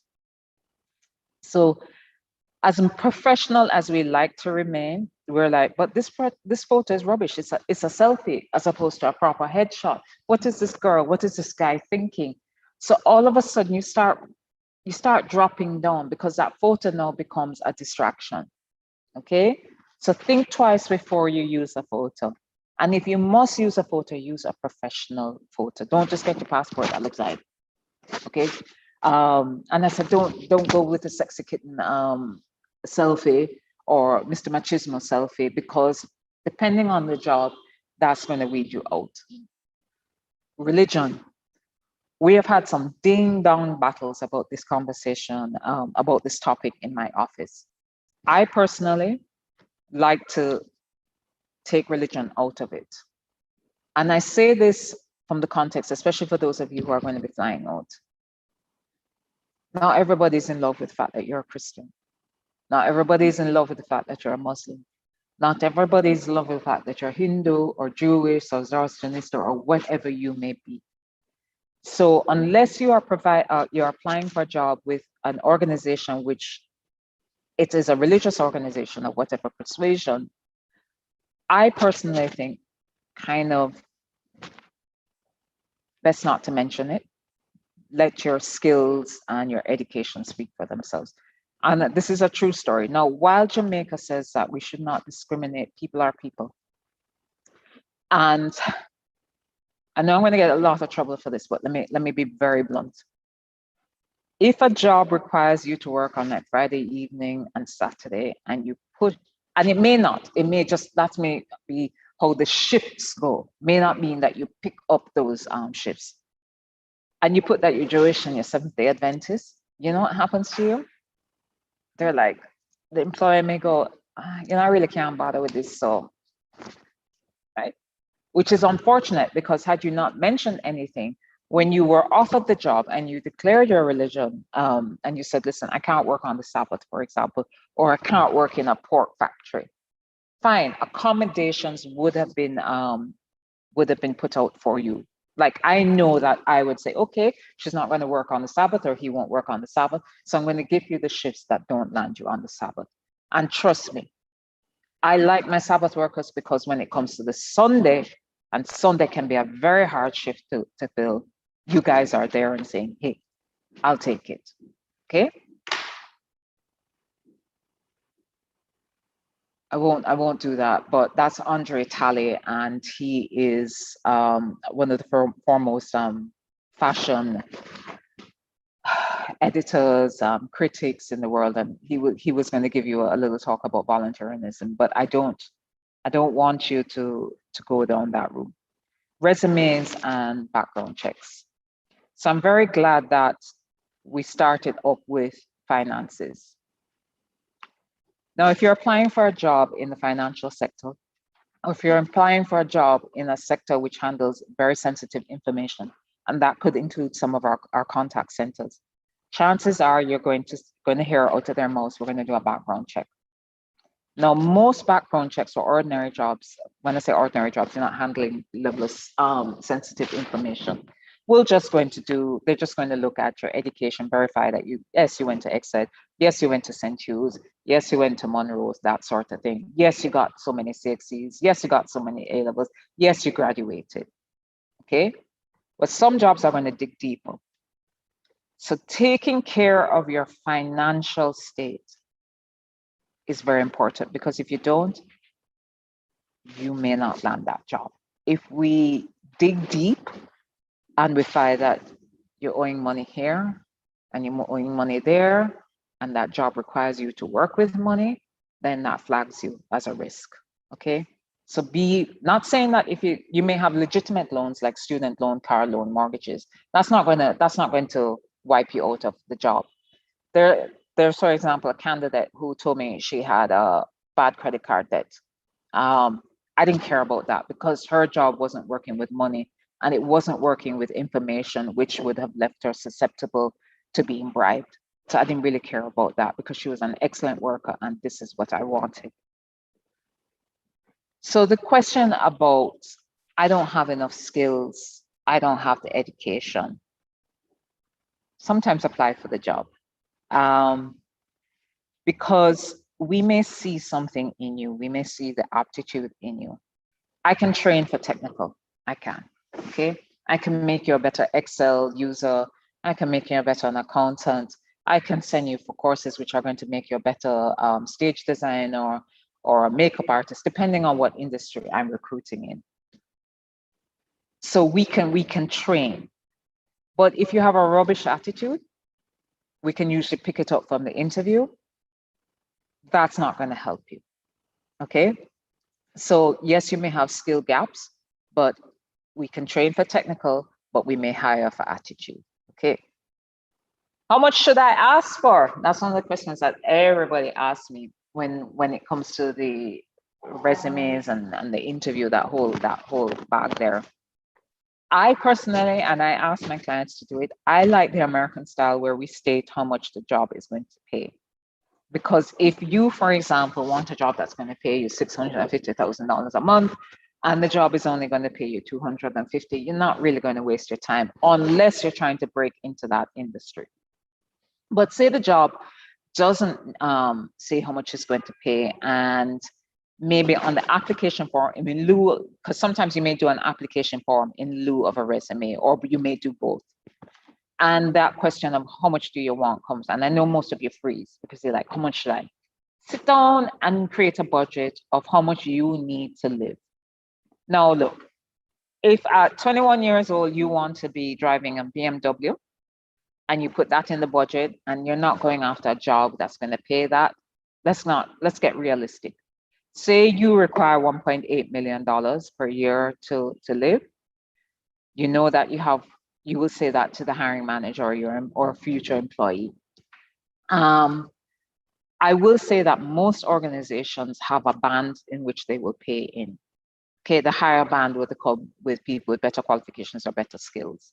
The lower band would be for people who are just probably breaking into that area of the job. So take your time, look up what you need, and then kind of have an idea of how much you would ask. Also ask friends, okay? We are very, very, very, very private in Jamaica, as opposed to North America. So we don't really like to reveal how much we earn.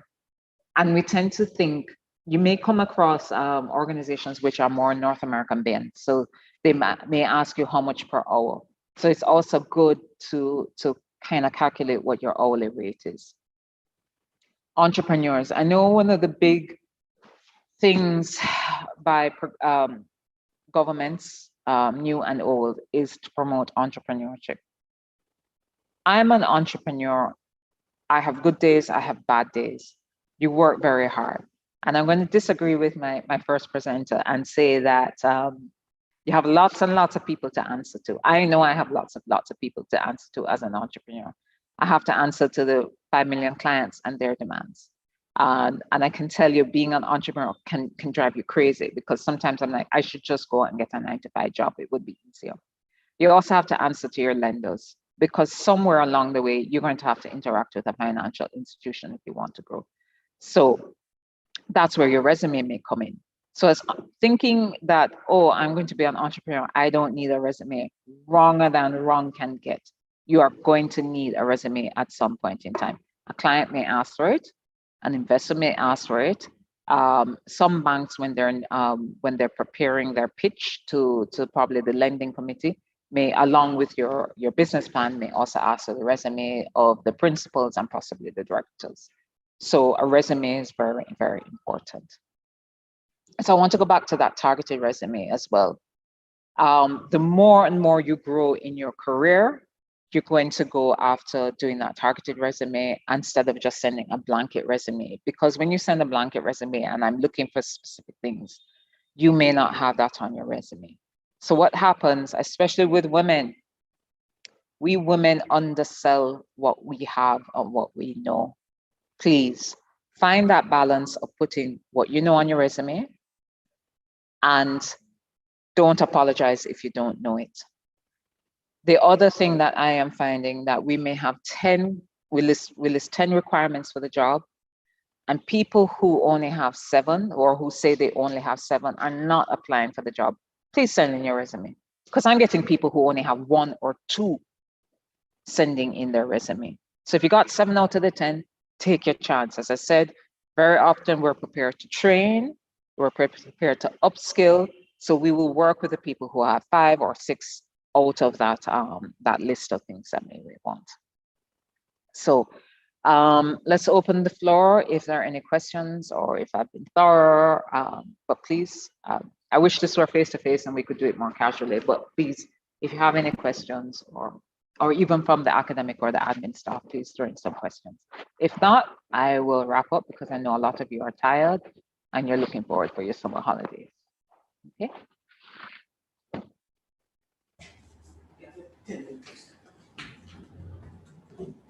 Okay, so there are some questions in the chat. The first question is, What about the style of the resume? Does it matter? Can you add a little flair to it in terms of color, or does it have to be plain? I personally, I don't have a preference. And in fact, one of the beauties about the last 10 to 15 years is that the different formats that you're finding in the programs. One of the easiest formats, but you do not have to take this as gospel, is when you list, say on the left hand, your qualifications, that there's a lovely left-hand column that you can tint with different colors, and it goes your competencies and your education.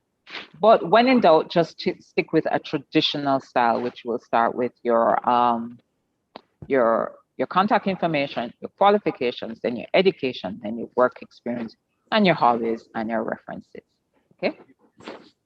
When in doubt. And I would say the more traditional the institution that you are applying for, just keep it simple. Back in the old days when we used to formally submit resumes, I know people would go for very expensive paper. There are times when you still do need to submit a paper resume. You don't need to go with matte linen and all of that. You just need some good solid white paper. Also, I should also address, if I'm allowed, what happens if you get fired? How do you address that? Keep it simple. You would most likely address the fact that you have been fired in the interview. So you would probably put the duration of the job. So whether it be 5 years, 10 years, 5 months, just put it on your resume, and then you can explain yourself, but keep it very simple and you don't have to go in depth. And please, if you've been fired, I've been fired. Okay, I was fired from my very first job as I left college. I spun it around to my advantage. Okay. Okay, thank you very much for that response. The second question in the chat speaks to having a lack of experience. How do you express to your interviewer, your potential employees, that you are willing to learn? I am willing to learn. Simple. Just keep it simple. I'm willing to learn. I'll give you a story. And I was talking to some UE graduates the other day. Yeah. I recently hired an employee for an administrative assistant position, and my client wanted somebody with like 5 years, with 3 years experience and a degree and this and that. And because of the title of the job, we weren't getting the type of candidates we wanted. So when a recruiter can't get through the traditional methods, he or she, well, most likely we'll do it parallel. We're going to pick up the phone and we're going to call people. And I had hired a young lady a couple of years ago. And the truth is, I wanted her. And she said, you can't get me. You can get my sister. And when the sister sent me the resume, she was a recent graduate of a traditional high school. She was part-time first year of UE. And I thought, I like her, but there's no way she's even going to get to the interview round. I spoke with her and something kept niggling. Remember, she didn't have the experience. She's just working on her qualifications. And I pushed her into the interview section. I don't know why. I just said, put her along to the interview. I think I liked her attitude. And in the interview section, we had some of the big dog candidates. I mean, the people who ticked all the boxes. And she got shortlisted. And then my client made an offer to, on paper, the best candidate, the right candidate. And then my candidate called me back a couple of days later and she said, I'm not so sure. Fortunately for my candidate, for my client, the candidate withdrew. So she says, that young lady who is at UE first year, I said, you want to talk to her again? She says, yes. And she was hired.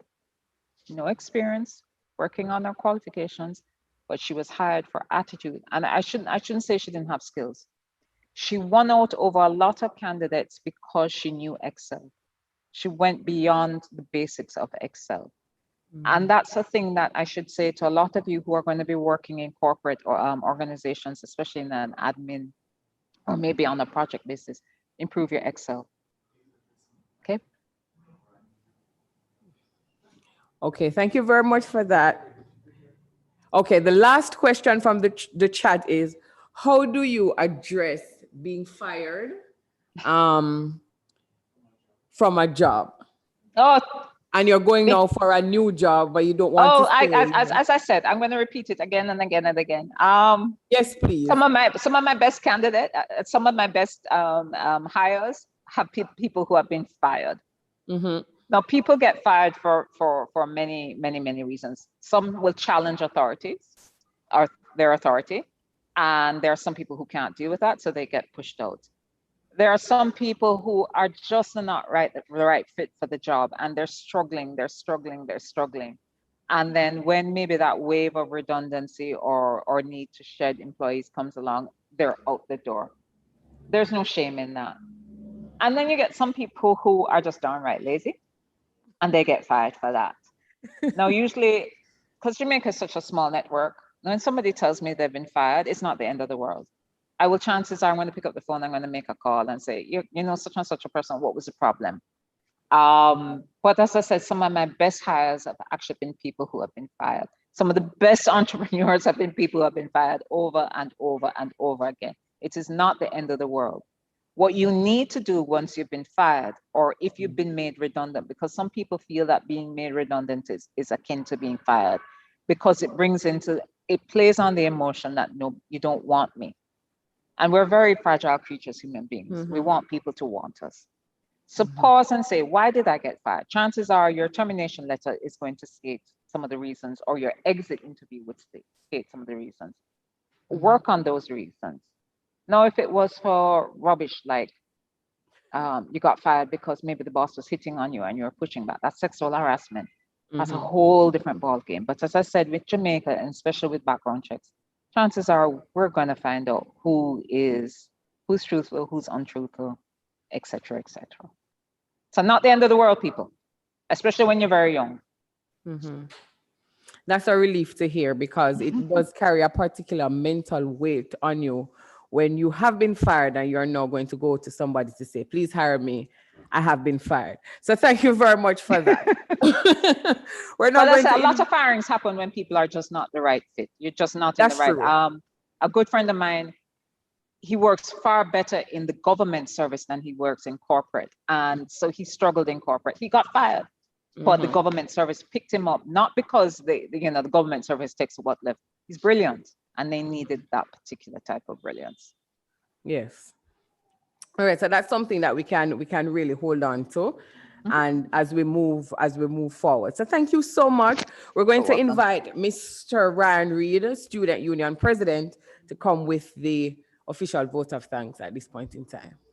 Ryan. Good morning again, everyone. Good morning. So, Miss Damaris Main, on behalf of the ECC family, I'd like to say thanks for sharing your wealth of knowledge on building a winning resume, as well as how to improve ourselves and to make ourselves more competitive in the job market. You have certainly given us a lot to consider and a lot to improve upon, and for that we thank you so much. Our team that planned the event will be working on a way to get a token of our appreciation to you. Once again, thanks for sharing with us this morning. Thank you, the Excel family, and I should major thank you to Mr. Nigel Parrott, who reached out to me, and he knows I love speaking with students. So Nigel, let me be shameless in saying I hope you will invite me back one day. Okay.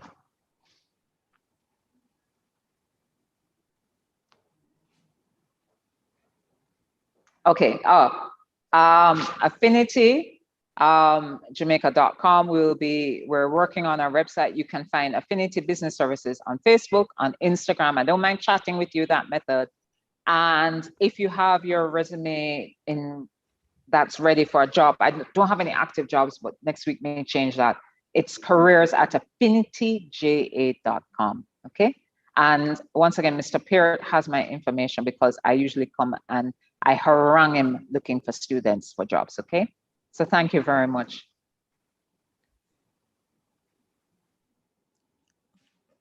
Go ahead. Okay, good afternoon. Our principal, Mr. McCarthy, other members of the senior management team, Madam Chairperson, other members of the planning committee for this event, specially invited guests, colleagues, students, ladies and gentlemen in the audience and in virtual land. It is my esteemed pleasure this afternoon to have been invited to introduce an admirable gentleman to you. This gentleman that I'm about to introduce to you has been described by the Flair magazine as one who has the power to steal your attention, move hearts, and unleash power through his speeches. This gentleman is not only a passionate speaker, but he's also a cutting-edge thinker, a quality that has propelled him into leadership positions at the institutional, community, and national levels.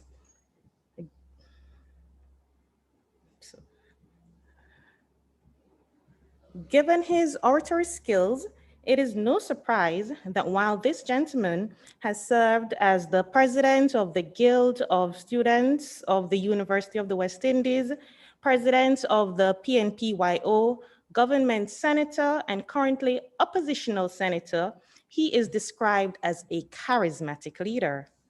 This gentleman that I am introducing to you is not only a smooth talker, but a champion worker as well. He and his colleagues at the Crafton Holdings Jamaica Limited are responsible for developing Jamaica and the Caribbean's only liquid egg to date. This gentleman that I'm introducing to you is a staunch advocate for the development of tourism and education in this country. He introduced Jamaica's first entertainment registry, first event rating system, and led the drafting of Jamaica's community tourism policy, Jamaica's craft policy, Jamaica Tourism Pension Scheme proposal, amongst other documents. It would be remiss of me, though, if I failed to inform you that he is one of Jamaica's scholars and educators. It is said that he has never paid a dime for education since he achieved all his qualifications via scholarships. In return, he worked at various levels of the education system, from high school teacher, university lecturer, and external examiner with the CCC and content developer for the IDB. He has also made several conference presentations on scholarly papers. He's also the founder and director of the HOPE program, and that is HOPE as in helping other people excel. It is a volunteer organization dedicated to helping students with learning challenges succeed at mathematics. Ladies and gentlemen, my limited time cannot tell you all the accomplishments of this honorable gentleman. And so without further ado, I would like to invite the Honorable Senator Damian Crawford to share some pointers with you that he would have learned through his academic and professional journey. Please share some love in the chat to make Senator Damian Crawford feel welcomed. Thank you.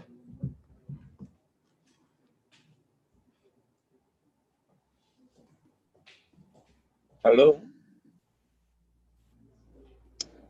Hello?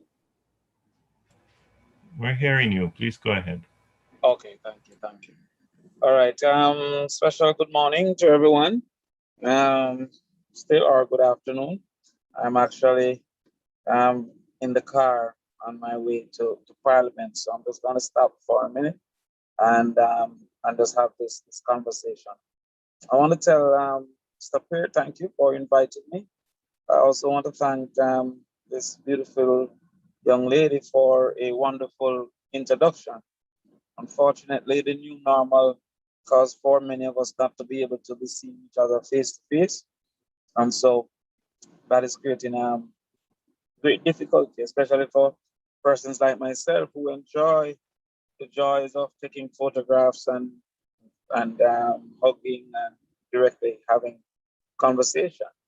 And to that extent, it is pointed that we're discussing the new normal and how are you going to excel within the new normal. I grew up at a time that every 40-year-old wanted to be 20 again. Nowadays, the 40-year-olds don't want to be 20 again because times have changed and the future looks a little bit more difficult than it was in our time. I remember when I looked at my grandfather, for example, if those persons went to the university, it was almost automatic that they would be the heads of the nation. And at that time, everybody lived on campus, and no more than 3,000 graduates were coming from the university. Moved to another time, would have been my father's time. And though they didn't get the chance to go to university, my father and my grandfather, they really had about 6,000, 7,000 people at the university. And those who left were sure to manage the nation. You would leave and automatically go into a job. And then it came to my time. And while some of us wouldn't get a job, the majority of us were sure that we would be okay in the future. And now we reached your time. And there's so much uncertainty that many graduates coming out of university will not know what to do and will not know how to go about doing it. And so therefore, I've said to you that you must accept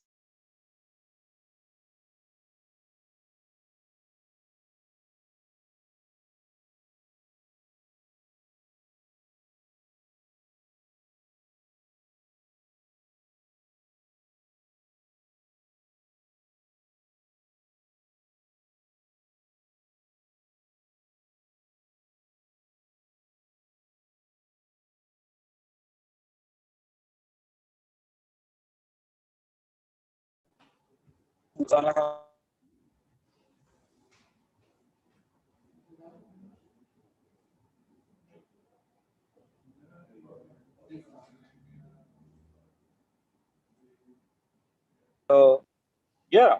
So if it is that you decide that you only want to focus on one aspect of living, earning a living, which is a job, you're going to be in a big problem, because there are going to be much less opportunities for persons to work for somebody.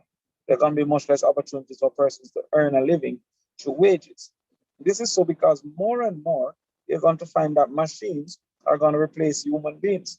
It started in manufacturing through automation and mechanization, but now with artificial intelligence, it is also transforming over into services and into other things that were reserved for human activity and human interaction. And so more and more you're going to find, so people like yourselves have to now start to say, yo, how am I going to create value and make a profit from my endeavors? Now, I have always been one to promote, at least at some point, to move into profit making.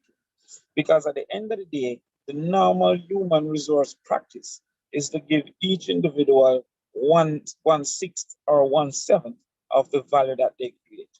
So when you work for a person, you're more than likely not going to be able to earn more than 1/7 or 1/6 of the value you create. So if you create 6 units of value, your salary is 1 unit of value. If you create 12 units of value, your salary is 2 units of value. If you create 18 units of value, your salary is going to be 3 units of value. So therefore, the majority of times, you're losing most of the value that you create when you work for somebody. A simple example would be like, for example, a man who run a taxi. Him drive for 6 days, 1 day is his. The other 5 days belong to the people who own the taxi. And so therefore, if him have to say 4 grand a day, if him earn 4 grand, he have to hand over the 4 grand until the 1 day that he is actually participating in that activity.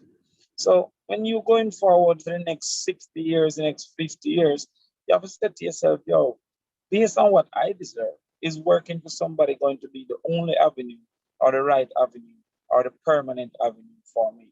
And notice me give 3 different options. I say, is it going to be the only avenue? Now, some people can actually work for people and also at the same time run their own business. That's how I started. As a teacher, I'm run my business at the same time. Some people are going to choose to just directly work for themselves and not work for nobody. And some people are going to work for people until a particular point in time, them transition into working for themselves. So they're going to start out working for people, save some money, and move on into working for themselves. The reason you're going to choose one of those 3 is simple. It is a simple question of what do you think you deserve? You see, when we check this real situation, most people are not living the type of life they deserve. And it's not only since the pandemic that they're not living the type of life they deserve. In fact, there's so much uncertainty and so much unreasonableness in the society that I can show you clear demarcations of people who live in a life of way less than they deserve. And so you have to check yourself and say, yo, am I going to be one of those people who cannot take a vacation when I'm tired? Am I going to be one of those people who can't eat when I'm hungry? Am I going to be one of those people who can't go doctor when I'm sick? See, all of those things are outcomes of the decisions that you make, because you have to have a certain affordability, a certain resource to actually be able to move into these situations. So when we check it out, you have to say to yourself, yo, I'm going to put in the effort, I'm going to put in the time, I'm going to take the risk to give myself what I deserve. And effort is not the difference. The main difference between the man who owns his own business and the man who's working for somebody is the willingness to accept the risk. That's all it is. And so you more than me, and you more than your grandfather, and you more than your father, you more than your mother and your grandmother has been prepared for risk. Just this period of time with the whole COVID have made you more acceptable of risk. And so you now can take this greater risk and make greater returns up to 6 of the 6 units that you create. So if you come on a work for yourself and you create 6 units of value, most times you have to use 3 units of value for run the business. So you still now end up with 3 units of value. If you work for yourself and you make 12 units of value, you use 6 units of value to make sure that the business are run, you pay your light bill, you pay your staff, you pay your water rate. But then you still have to end up with another 6 units of value. So it makes much more sense than before when you work 12 units of value and only get 2 units and can create the kind of life where you deserve. But that is going to also depend on how much you are willing to depend on people and have people depend on you. So enough of we out there, we never born with it, right? We never born with the resources. We can just start our own business by ourselves without no help. In fact, some of we not even can get a loan or the necessary things needed to move forward into a business. And that is where the understanding of interdependence becomes very important.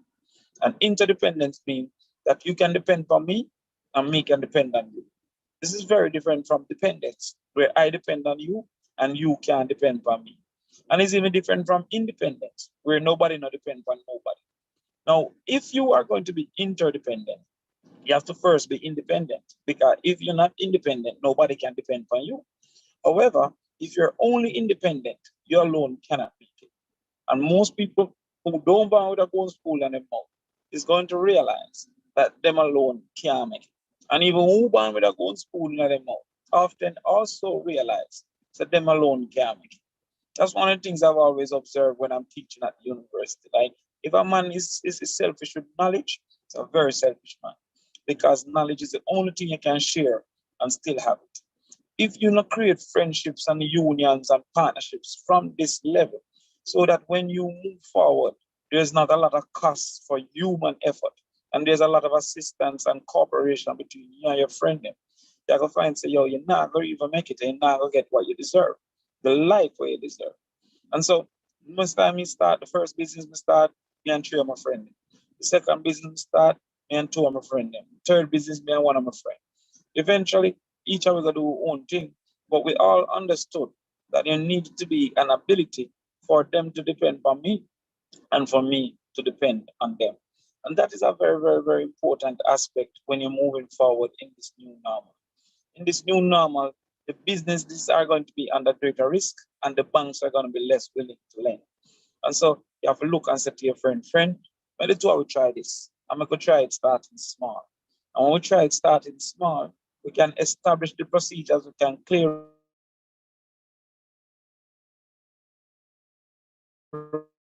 negatives, we can learn what to recommend. So when you come to, all right, I am going to start with 10. And when I understand 10, I move to 40. When I understand 40, I move to 80. When I understand 80, I move to 200. It is more likely. All right, cool. It is more likely that you're going to be successful. And so you know, have to say to yourself, all right, I am going to understand that the elephant, who's the biggest animal in this jungle here, is dependent on the smallest animal, a dung beetle. I don't know if you've ever heard about the story of the elephant and the dung beetle. But if there are 2 types of animals in the world, the elephant who eat up all these trees digests 40% of the food. The dung beetle then consume the elephant feces, and in his cravenness, carry these feces underground, and eventually they become new trees. Or when the elephant come back after he has roamed. If there's no dung beetle, there's no elephant. That's the reality of interdependence. So you have to say, all right, we're going to move forward, and we're going to have a link, we're going to have a crew, we're going to have a set of people that were there long before we make it. Like me, most of my friends are still my original friends. I mean, I really want a new friend just because things look different or things look nice or whatever. And we learned that when we become a member of parliament, the amount of friends you have when you're successful in a politics, that every man from primary school, basic school, Sunday school, everybody member, and I say, wow, go on, long time I hear from you. And I also learned, so when you lose, all of them people are gone again. You understand? All of the birthday parties where you used to get invited to, you no longer get invited to them. All of the man used to say, yo, make sure you link them. They no longer want you to link them. And so when you check the real situation, I have some friends from KC days, I have some friends from U days, from Taylor Hall days, that they were there before, they're there after, and they're there now. So when we go in our group with a business idea, yo, I'm gonna make some goat soup in a can. Monday there as accountant, Monday there as economist, Monday there as lawyer, Monday there as food scientist. Each of them intervening and giving information so that me can then say, all right, I make a better decision. Now, them man don't necessarily own no part of the business, but they know, so one day when them come in at the group, I'm gonna give them marketing information. I'm gonna use my knowledge of government processes. I'm gonna use my information that I've learned over time and also contribute to them. So therefore, it is a kind of a quid pro quo without anybody actually having this agreement or this analysis. So when it comes to now, boom, and recognize first to say, yo, there is more than one ways to earn a living. One is through wages and one is through profit. I will say, all right, we are going to choose profit, whether it's profit plus wage, profit or wage, and our wage, then profit. So we are going to choose one of those. Once we choose one of those, we say, yo, we are going to link up with our people and be interdependent. So that if me need them can depend upon me, can depend upon them. And if them need me, them can depend upon me. So we reach to that point now, we say, all right, we're ready to take on the world. At that time, you have to now draw upon your training. And you are what you train to be. It's enough people that and then I really recognize. You see, if you train for run 100, don't go Olympics and try run a 5,000. If you train for run a 5,000, don't go Olympics and try the long jump.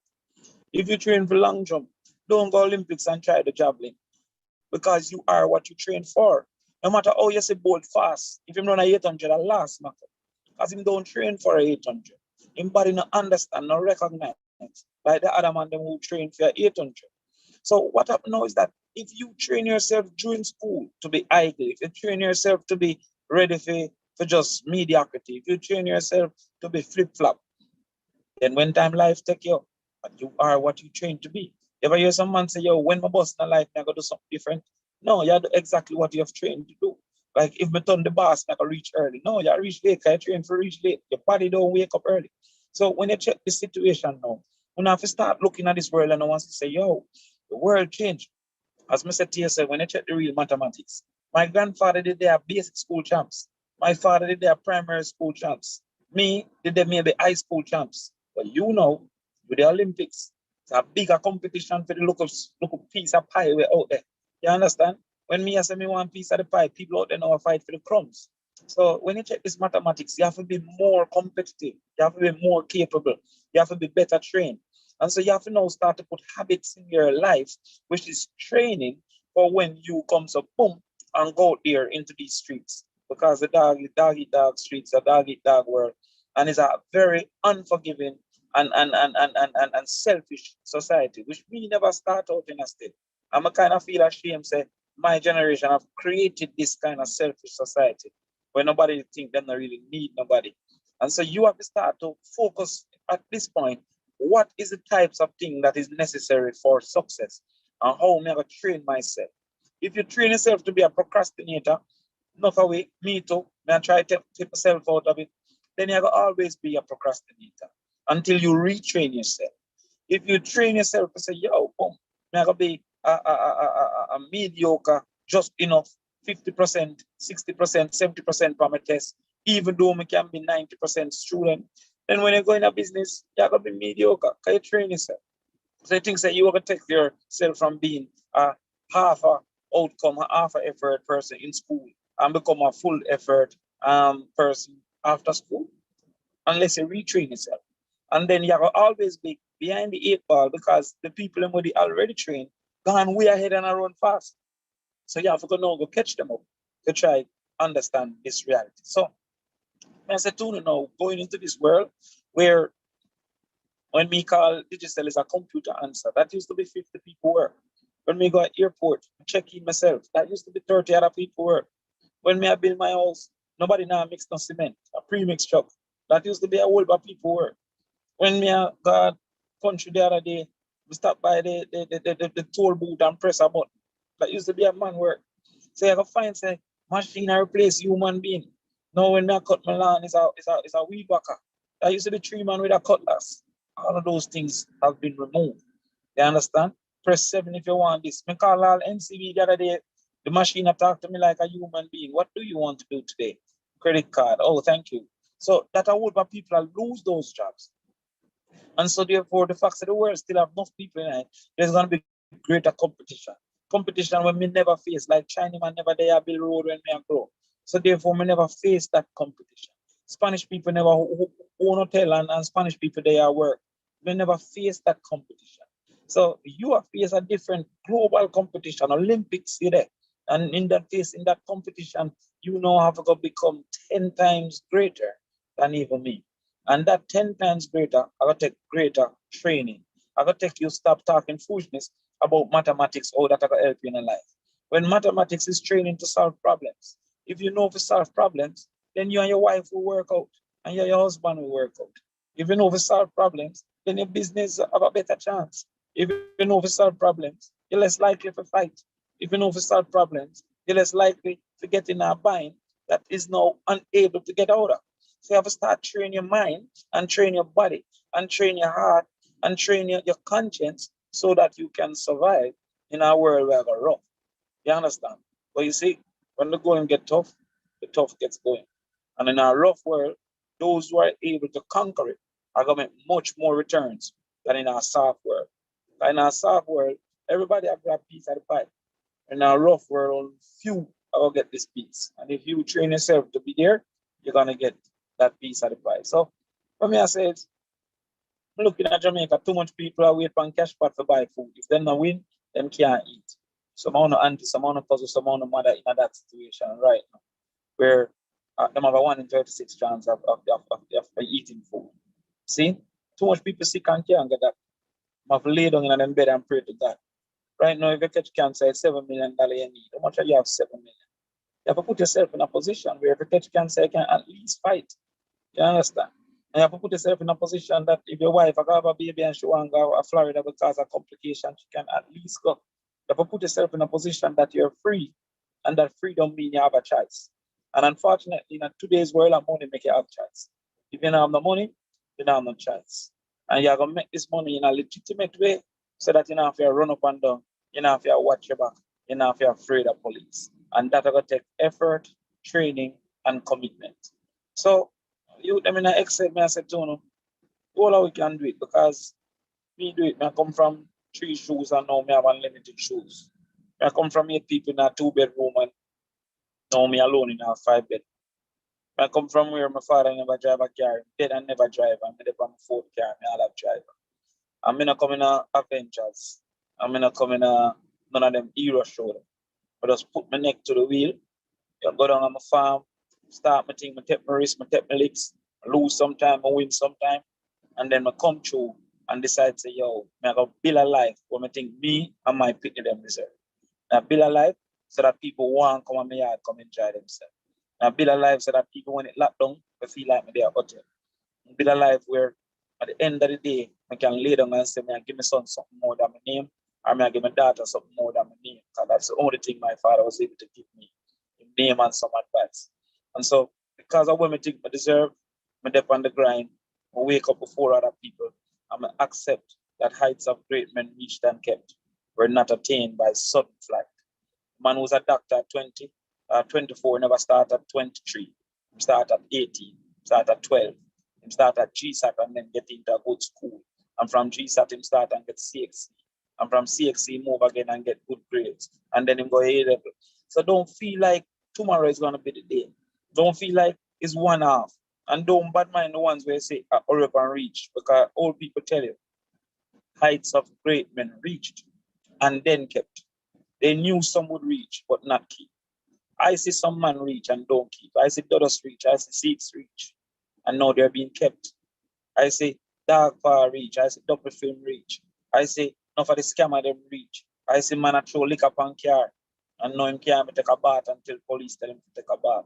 So some will reach, but not keep. But those who commit themselves and train themselves will both reach and keep. So I said to one people, focus when they're far than enough people already. Most of Jamaica don't get the chance to get a tertiary education. You are there, and you are going to be depended on as the people to come and create a better life for yourself, for your family, for your children, and by extension for your nation. So respect for the invite and love and honor. See? Respect. Stay another 10 minutes or so. If any questions, we can hold a conversation. Cool? Love and honor.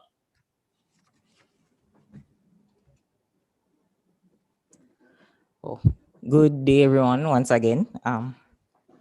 So, Senator Crawford, on behalf of the ECC family, we know you are a very busy man on your way to Parliament right now, and you took the time to speak with us today. So, for that, we want to say thank you wholeheartedly. We'd like to say thanks for everything that you have shared with us today. You shared some very valuable information on being independent and being an interdependence and self-improvement and how to not just cope in the new normal, but how to excel now and even post and in the post-COVID era.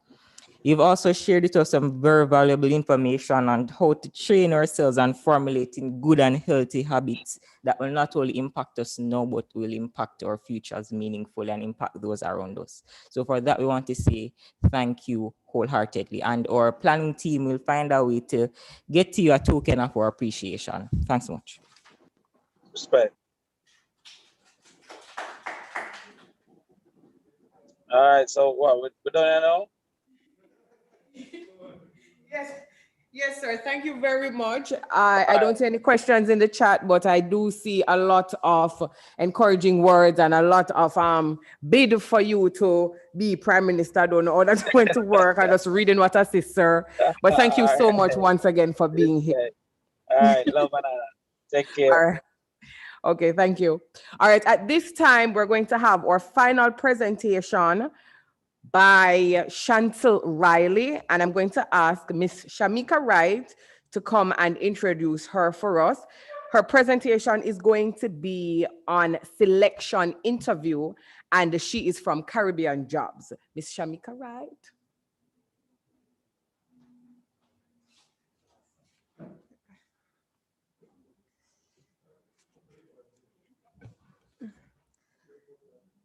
Chantel Riley is a corporate account manager at CaribbeanJobs.com.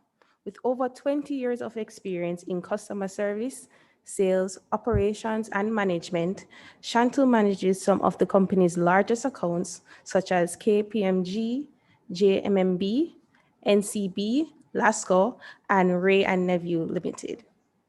Chantel began her journey in customer care as an agent and quickly moved on to various senior level and management roles. Chantel is best known and recognized for her strong sales and customer service skills, which have been the backbone of her success to date.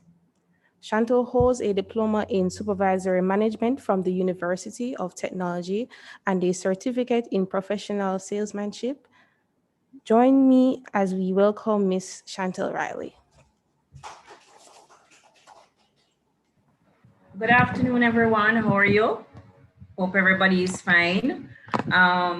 This is a bit profound based on where we're at today. Nobody thought a year ago that we'd have to be doing presentations virtually or even interviews. And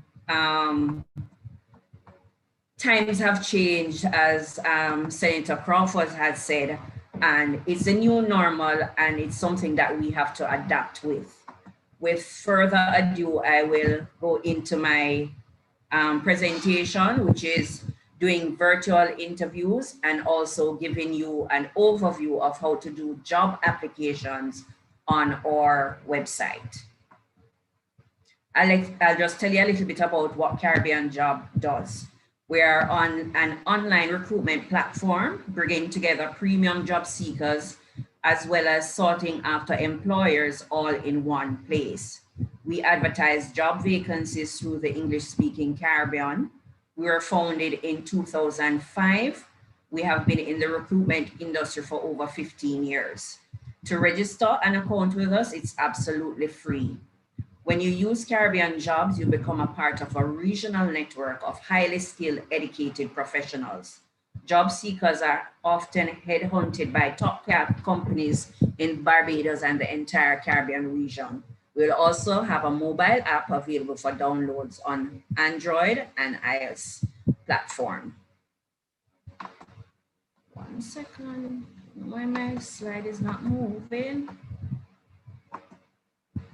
So we're gonna go into tips of doing a virtual interview.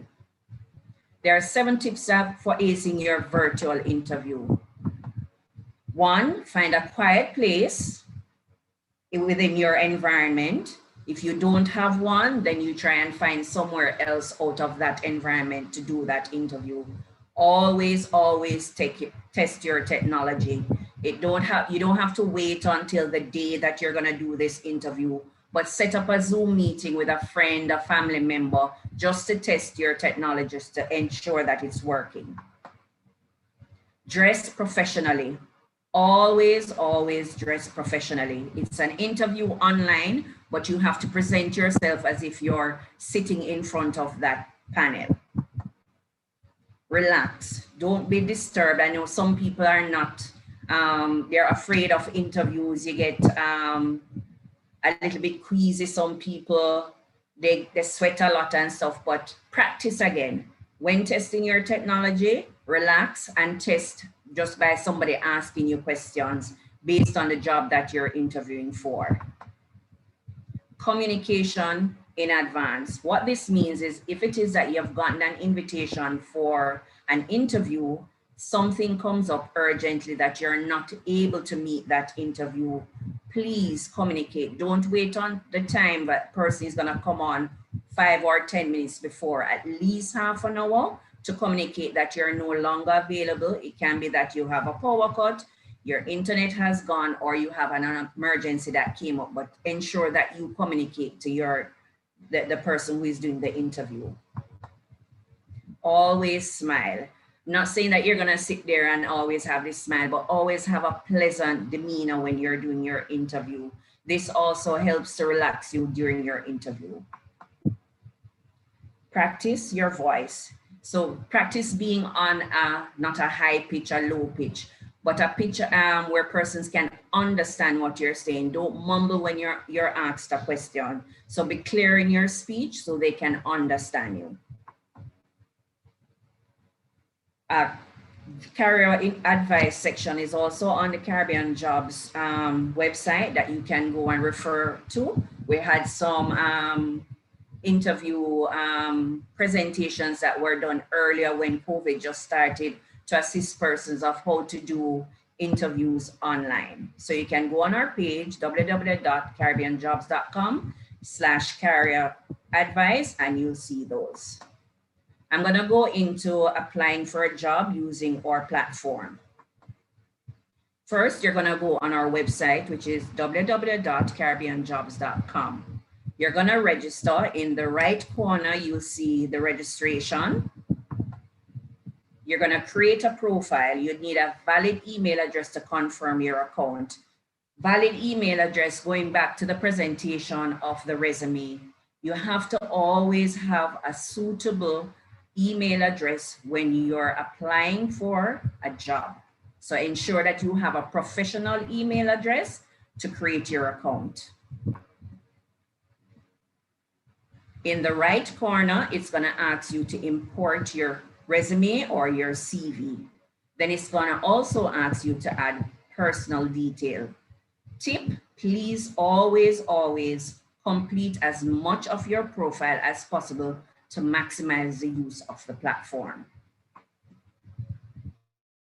Step 4, sign up for job alerts by adding job alerts. So what this means is that when you've created your profile, it's gonna ask different areas that you're interested in. For instance, for me, I would have put sales, management, accounting, customer service. So you can choose the job alerts that you want, the specific job. So you'll choose the jobs, put that in that section there. Search for jobs by location. It also gives you the option at the top of the page to search for a job by location. Remember, again, we're not only based in Jamaica, but we're also regional. Applying for the job that matches your experience and qualification. Set your profile as a searchable profile. So, you know, sometimes you go on a profile and the person have to be headhunting in order to find you, or you're now employed and you're really not interested in employment, but your profile is still there. Put it to searchable if it is that you're now currently looking for a job, so employers can at least find you. And follow us on social media. For Instagram, it's at The Real Caribbean Jobs, Facebook, CaribbeanJobs.com, Twitter, My Caribbean Jobs, and LinkedIn, CaribbeanJobs.com. I'm open for questions now. Sorry for that short presentation, but I currently have 1 o'clock, which I'm running into shortly. So you can shoot your questions now in the chat, and I am open to answering.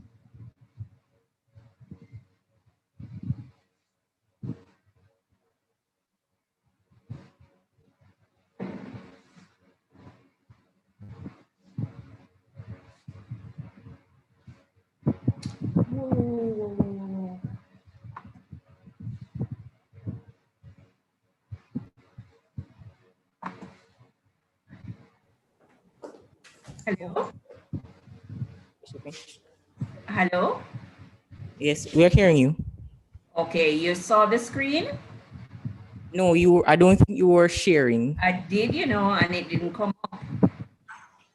I can share the presentation with Nigel, because as I said before, I have 1 o'clock because I should have presented earlier.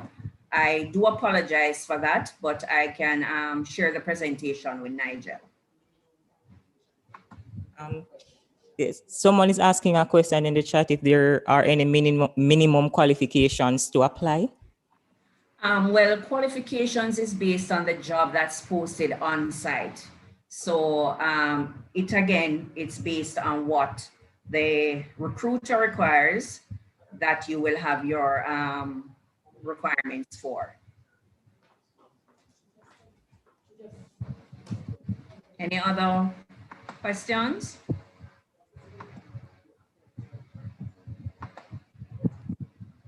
All right, so someone is asking, what are the requirements if you apply for a job in another Caribbean island?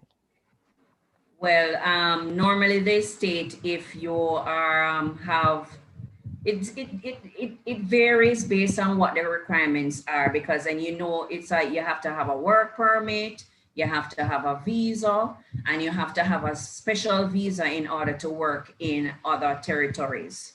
So it really depends on what is required of the job. All right, so I think this is final question. Someone is asking, how do persons go about putting their resumes on CaribbeanJobs.com? So you'll have to register on the site, which is free. It gives you the option to create a profile. Once you have created that profile, you'll upload your resume. And then once a job becomes available within that profile that you've created, then once a job comes out, it will give you a prompt to say, hey, NCB has a role as for an IT professional. So once you sign up on our site, then you'll be able to access the jobs that are there based on the profile that you've created and the job that you're looking for.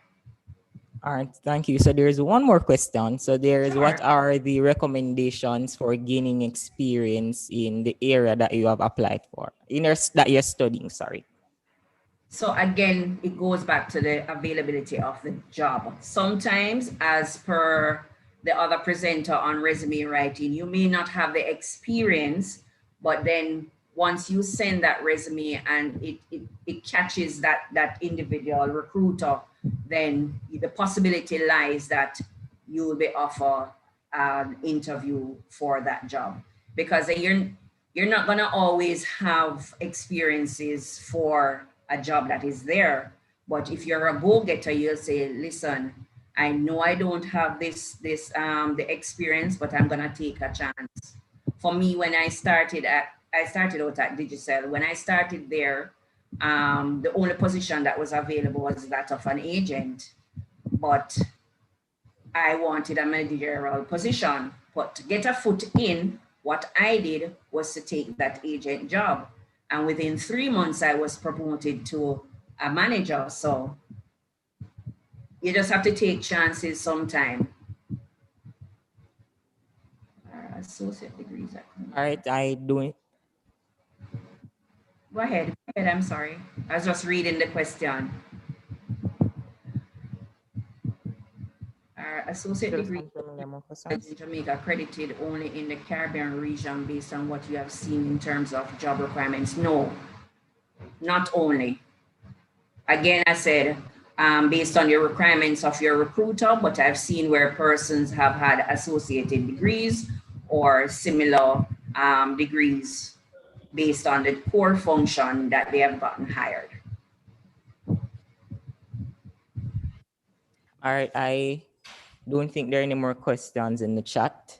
So I'd just like to take this opportunity on behalf of the ECC family to say thank you, Ms. Riley, for coming here and sharing with us on our virtual conference today. You have shared a lot of information and shared some valuable advice on how to represent yourselves well, when, especially now, doing virtual interviews, and how to go about gaining relevant experiences for job opportunities in the market. I want to say thanks once again, and our team will find some way of reaching out to you to get our token of appreciation to you. Thanks once again.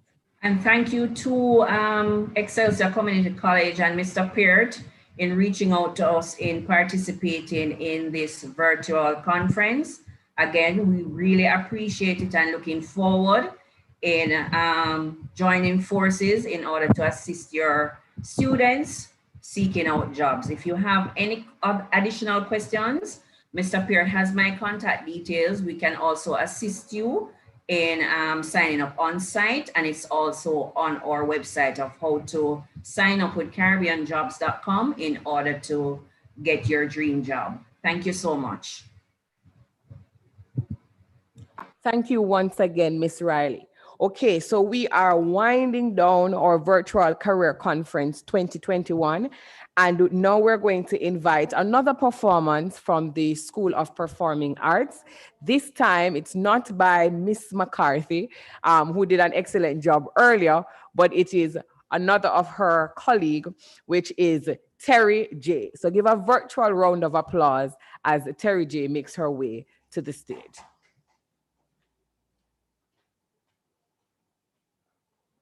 Good afternoon.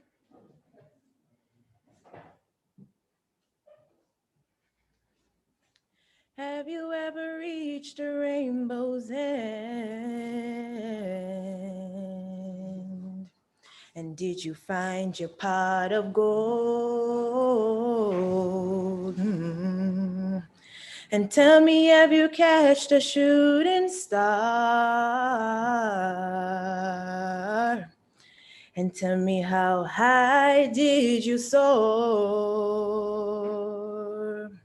Have you felt like you were dreaming just to find that you're awake? And the magic that surrounds you can lift you up and guide you on your way. I can see it in the stars across the sky. I dreamt 100,000 dreams before, but now I finally realize. You see, I've waited all my life for this moment to arrive, and finally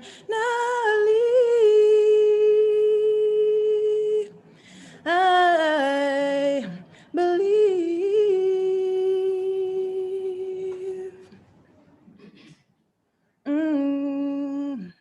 When you look out out in the distance.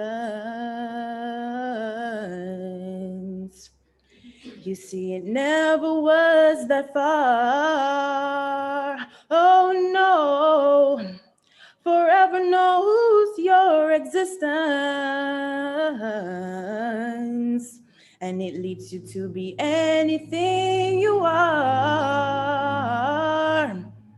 There's a time for every soul to fly. It's in the eyes of every child. And it's the hope, the love that saves the world. And you should never ever let it go.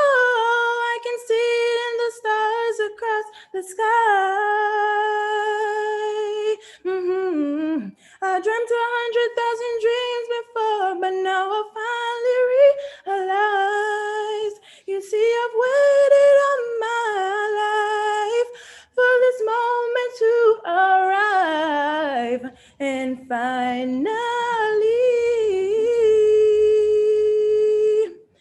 I believe.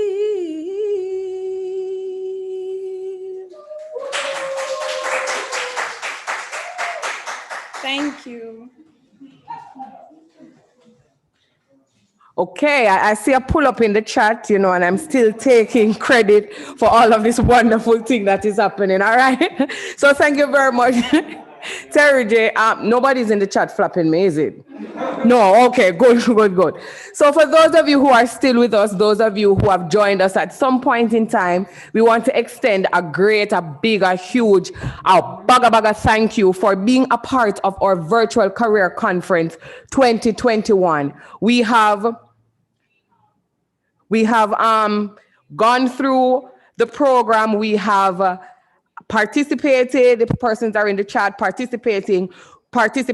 We have learned a lot of things from our speakers, keynote speaker, as well as our presenters. We have learned about building our finances. We learned that it is very important to have a savings account, save something at the bank. We have learned about budgeting, ensuring that we do the 50, 30, 20% application. We have learned about resumes, how it is that our resume should look, or else it's going to end up in the rubbish bin. We have learned about how it is that we can conduct a virtual interview, especially in times like these when we're not really face-to-face. So how to make our presence be known on the virtual platform. We have learned about how it is that we can push beyond our limits, taking what it is that we have and striving towards a great level of the future, where it is that we want to go, and how it is that we can emerge from just being a product of our circumstances and our surroundings to how it is that we can actually become trendsetters in our own career field. My name is Sashina White, and I have been your chairman for this evening. I'm going to now relinquish the stage to Mr. Jade Smith, who is now going to come and close off with the closing remarks. So from me, thank you for being here, and do enjoy the rest of your day. Mr. Smith.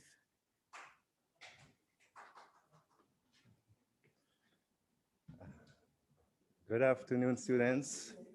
Good afternoon, staff. It's a pleasure to give the vote of thanks to all the participants this afternoon. We had eloquent speakers, very competent presenters. We thank the volunteers, and we thank you, the students, for listening and being a part of these proceedings. Thank you, and enjoy the rest of your day.